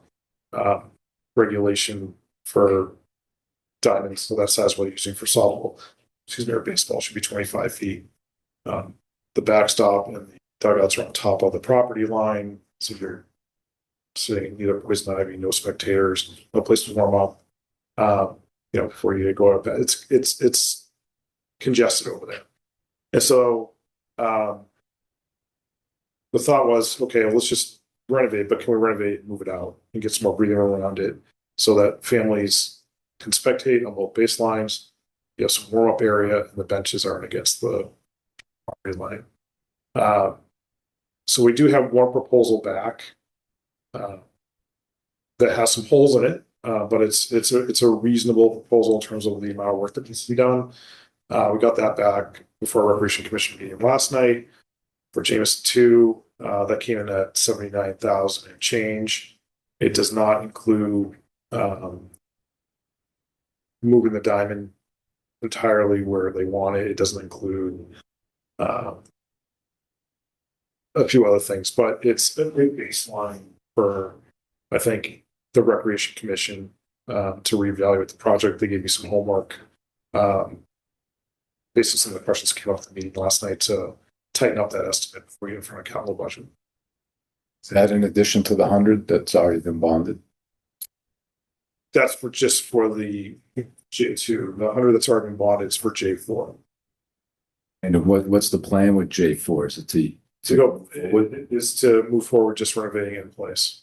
So basically divorcing from the combined project in going back. Now, one thing that we'd like to take advantage of is that in discussing the project with the person who proposed the proposal for J2,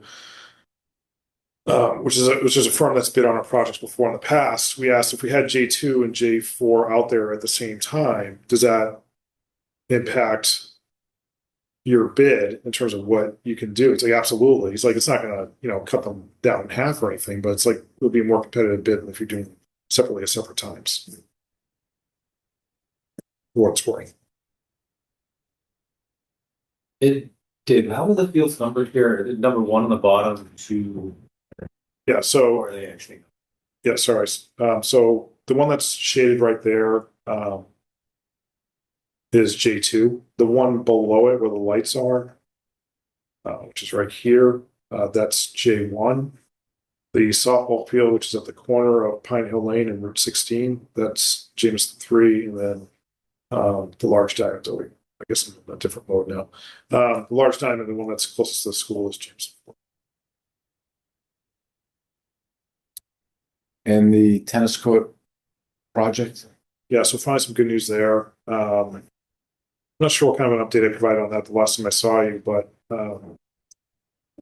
we had to move on from our low bidder, which lost a bit of time on, and then we had to qualify the second lowest bidder during the holiday season, which introduced a set of challenges.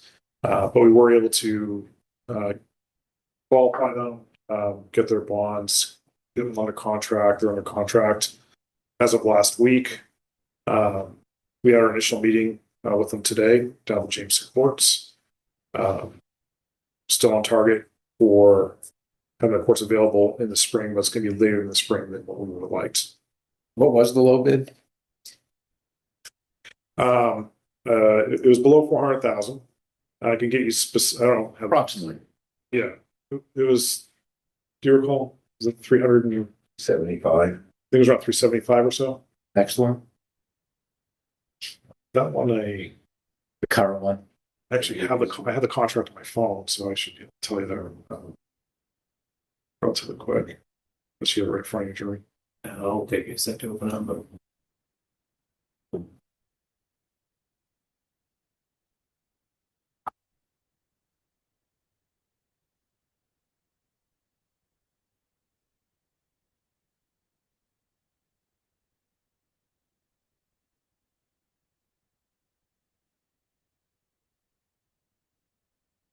Approximately, doesn't have to be exact. Well, I've been looking at so many different numbers this week. But I don't want to give you a bad number. Great. So anyway, here it's 458,000. What happened to that little bidder?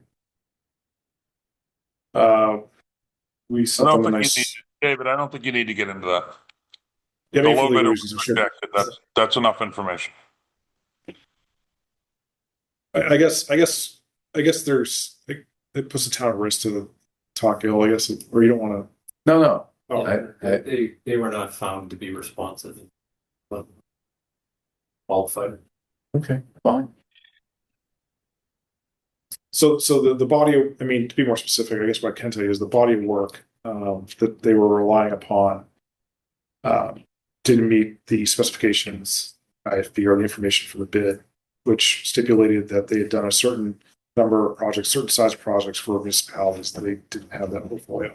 Okay, good. Well, lowest isn't always the best. Learn that. Okay, anybody else have anything? Did you want to add anything else? So your capital request is kind of in limbo. It's not in. Yeah, it's 3/4 point. We're gathering more information. I think we're gonna be in front of capital budget in a couple of weeks, and we should have it bumped up in. Good, thank you. Anybody else with anything? Does this contract have like, will it have like a project schedule, method, check-in points? Yes, all the above. We also have construction administrator who's responsible for looking at submittals and looking at inspecting the work that's done, working with us. Yeah. Dave, thank you. A long time, and appreciate the effort. Thank you. All right, thank you. Have a good night. So there's a couple of follow-up items, A lot particularly on the revenue side. More than a couple. Yep. Thank Look at you. my marching orders. Appreciate it. Thank you. All right, thank you. Appreciate the rec commission's totally. Sorry, yes. All right, we have one more to go tonight. Should be straightforward. Historical Commission. Does anybody here represent the Historical Commission?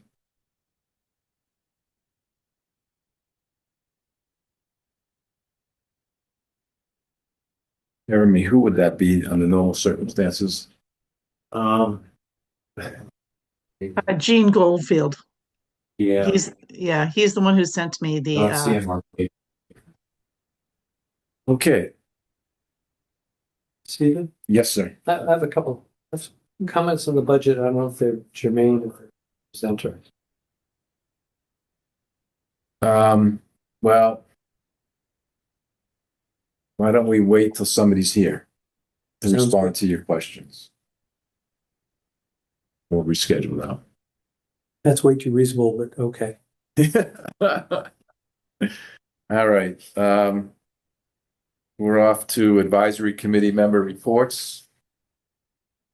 We'll go clockwise. I have nothing to I'm gonna go clockwise this time. I think we went counterclockwise the last time. Adam, do you have anything that you'd like to bring up? Not at this point. Yeah, no. Okay, Paul? Well, schools to come. Okay, Nora? no. Okay, Laura? sure. So I talked to Heidi on the planning board yet last week, and I spoke with Chris Caney, the building inspector, also last week. And I would say both budgets seem pretty straightforward. The only thing that sort of I thought was interesting in speaking with Chris, so I'd say with Heidi, everything is very straightforward. It's COLA, and then I think $150 increase in expenses or something. So no matter what the percentage is, it's de minimis. And then for the building inspector, there was a line item for software that was about $10,000 more, right? So it looks like a big increase year over year, and that's really the only thing. But it was an interesting conversation. I know you know much more about this than I do, Jeremy. An interesting conversation about A, should it even be in his budget, and B,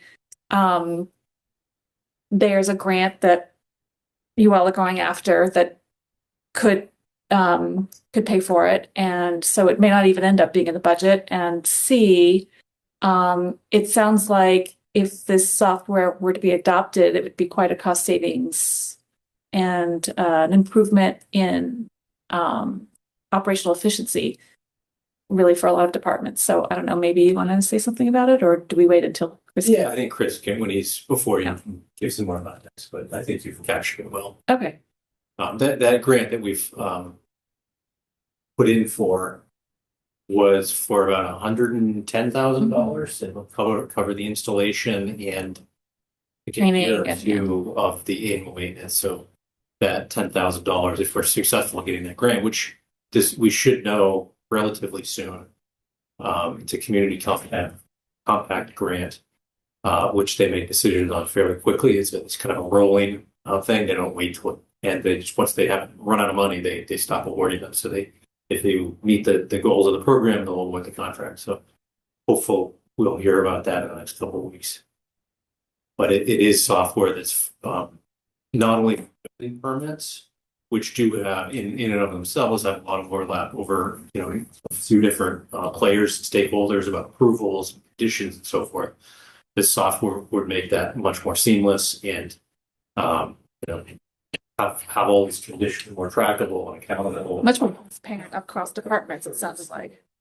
Public and contractors, but it also, the software also does other permits as well. And then other departments could utilize beyond building permits, all licenses. So anything that's permit could be put into the system. So yeah, it's some overlap. Seem pretty Maybe fired up about it. better sitting in IT. Yeah. We'll see. Yeah. Interesting. Two sort of scheduled things. I think Adam and I are scheduled to see Zach Ward at 2 on Tuesday. That works for you. Okay. And Alex and I are scheduled. We're waiting confirmation from Sean, but I'll email him tomorrow so that I'll put him on the spot in this meeting. But we have something set for 9 o'clock on Friday. Good, thank you. Alex? Nothing more than that. Divya? Well, I had a fun week. I had a meeting with the Board of Health and a meeting with Conservation Commission. The Board of Health, it looks quite interesting. So we talked about how they've projected the last 5 years and how they're projecting now or hoping to project now. So they've aimed to remain flat on payroll all these years. And the difference they've made up from free cash. So for this year, they're looking, I think they had a conversation with Deb, and they are looking to put that in the budget closer to the actuals than making up with free cash. Couple of things that stood out. We talked about how vertical everybody's role is and what certifications each of them have to get to do the work, how many variances they see, the housing market affecting their job, and all of that. So far, I know with Sarah coming on board, she's taken over the burial from the town clerk as a burial agent, so reducing that expense.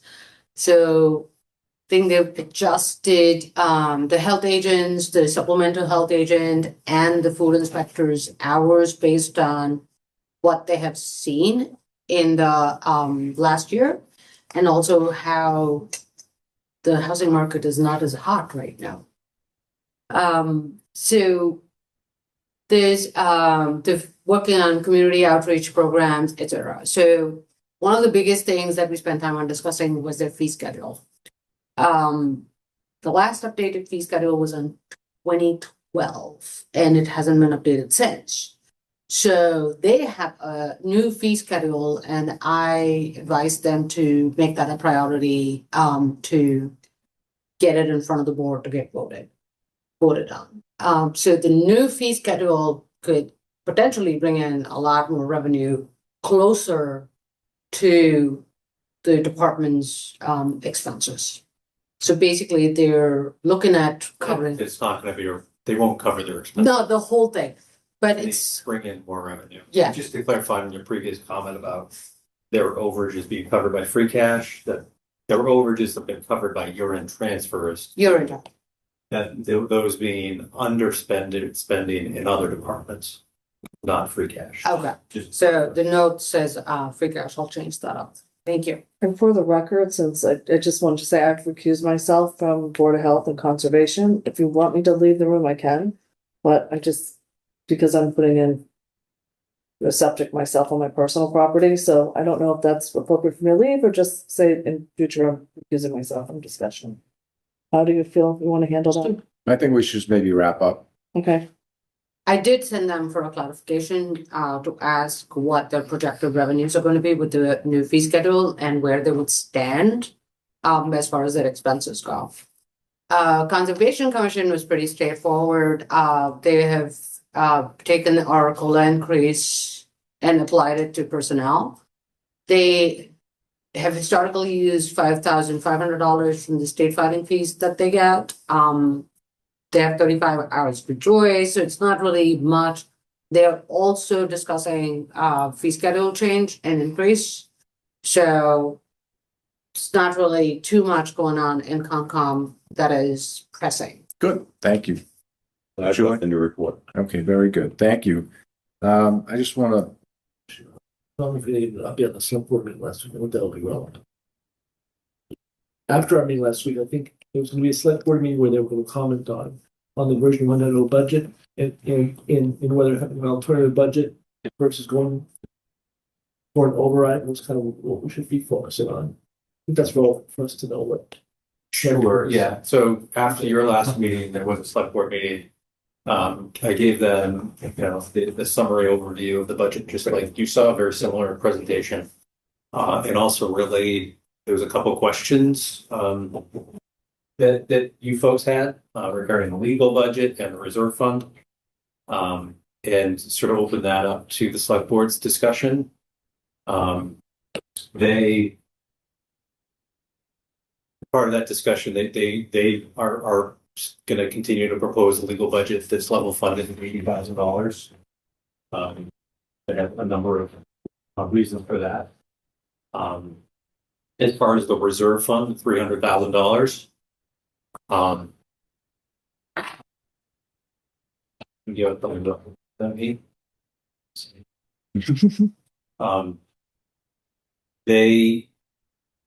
They recommended that also stay level funded at $300,000, but did the select board members that had been an advisory before relayed their experience in that generally that budget, the reserve fund, wasn't a budget that was set by advisory folks, but they did. The consensus there was that also remained at $300,000, but they did feel that it was your budget. They didn't talk in specifics about an override. However, I got the sense that the select board would not be supportive of an override this year. They made no votes to that. There was no directive to create an alternative budget, more to look to make a budget within levy this year. I value the input, so I was unable, unfortunately, to attend that select board meeting. But I'll reach out to the chair to better understand the perspective on the two line item elements.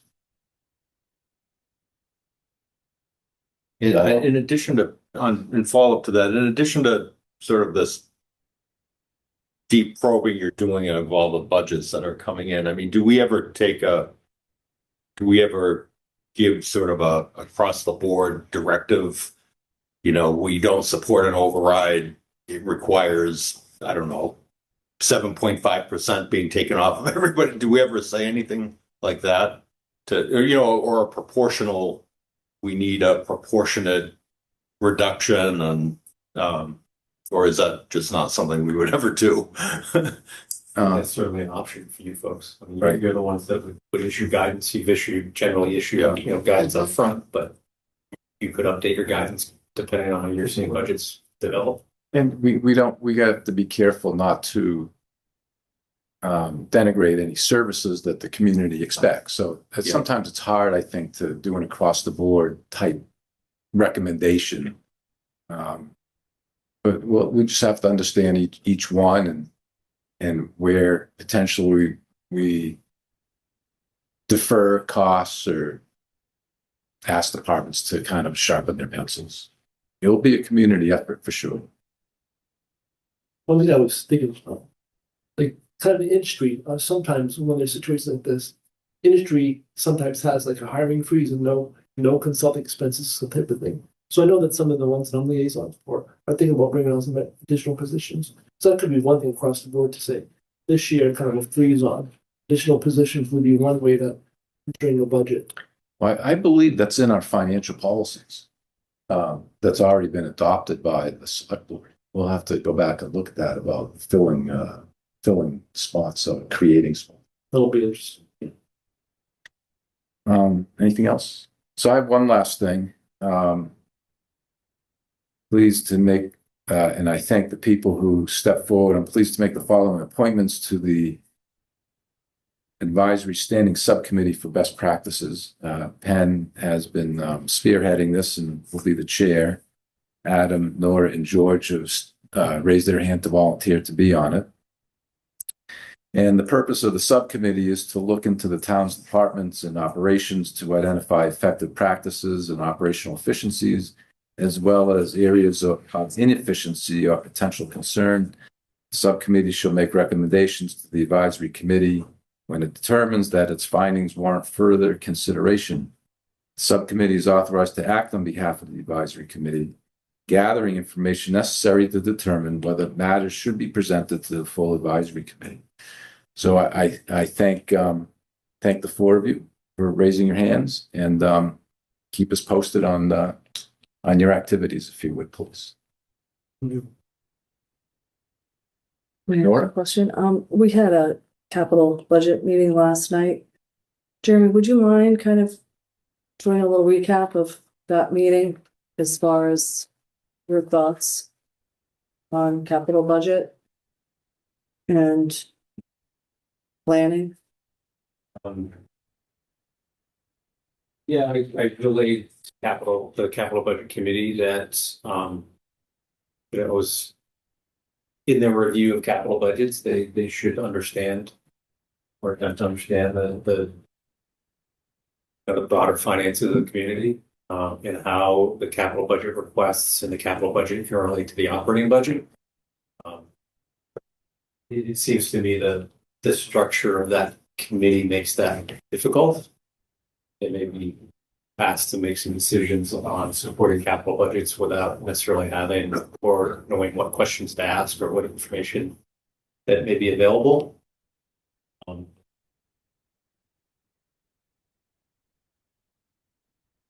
don't mean to put you on the spot, but I just did, I guess. But that maybe it's something to consider is,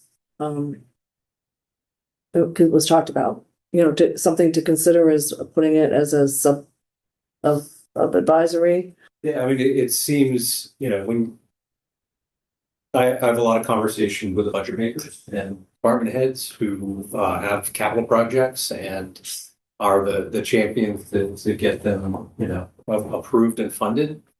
And regularly folks are saying, why do I have to give the same presentation 3 times?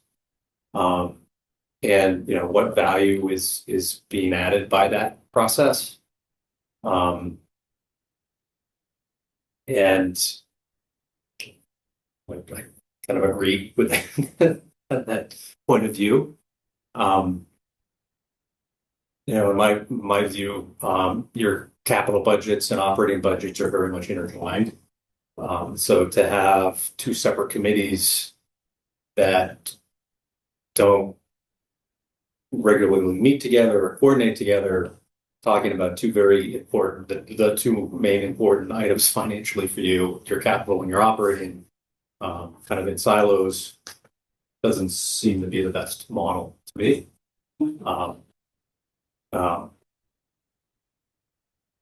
Other communities I've worked for, do not have a separate capital budget committee. It's part of their finance committee, as a subcommittee, or just part of the charge of their finance committee to also review capital requests.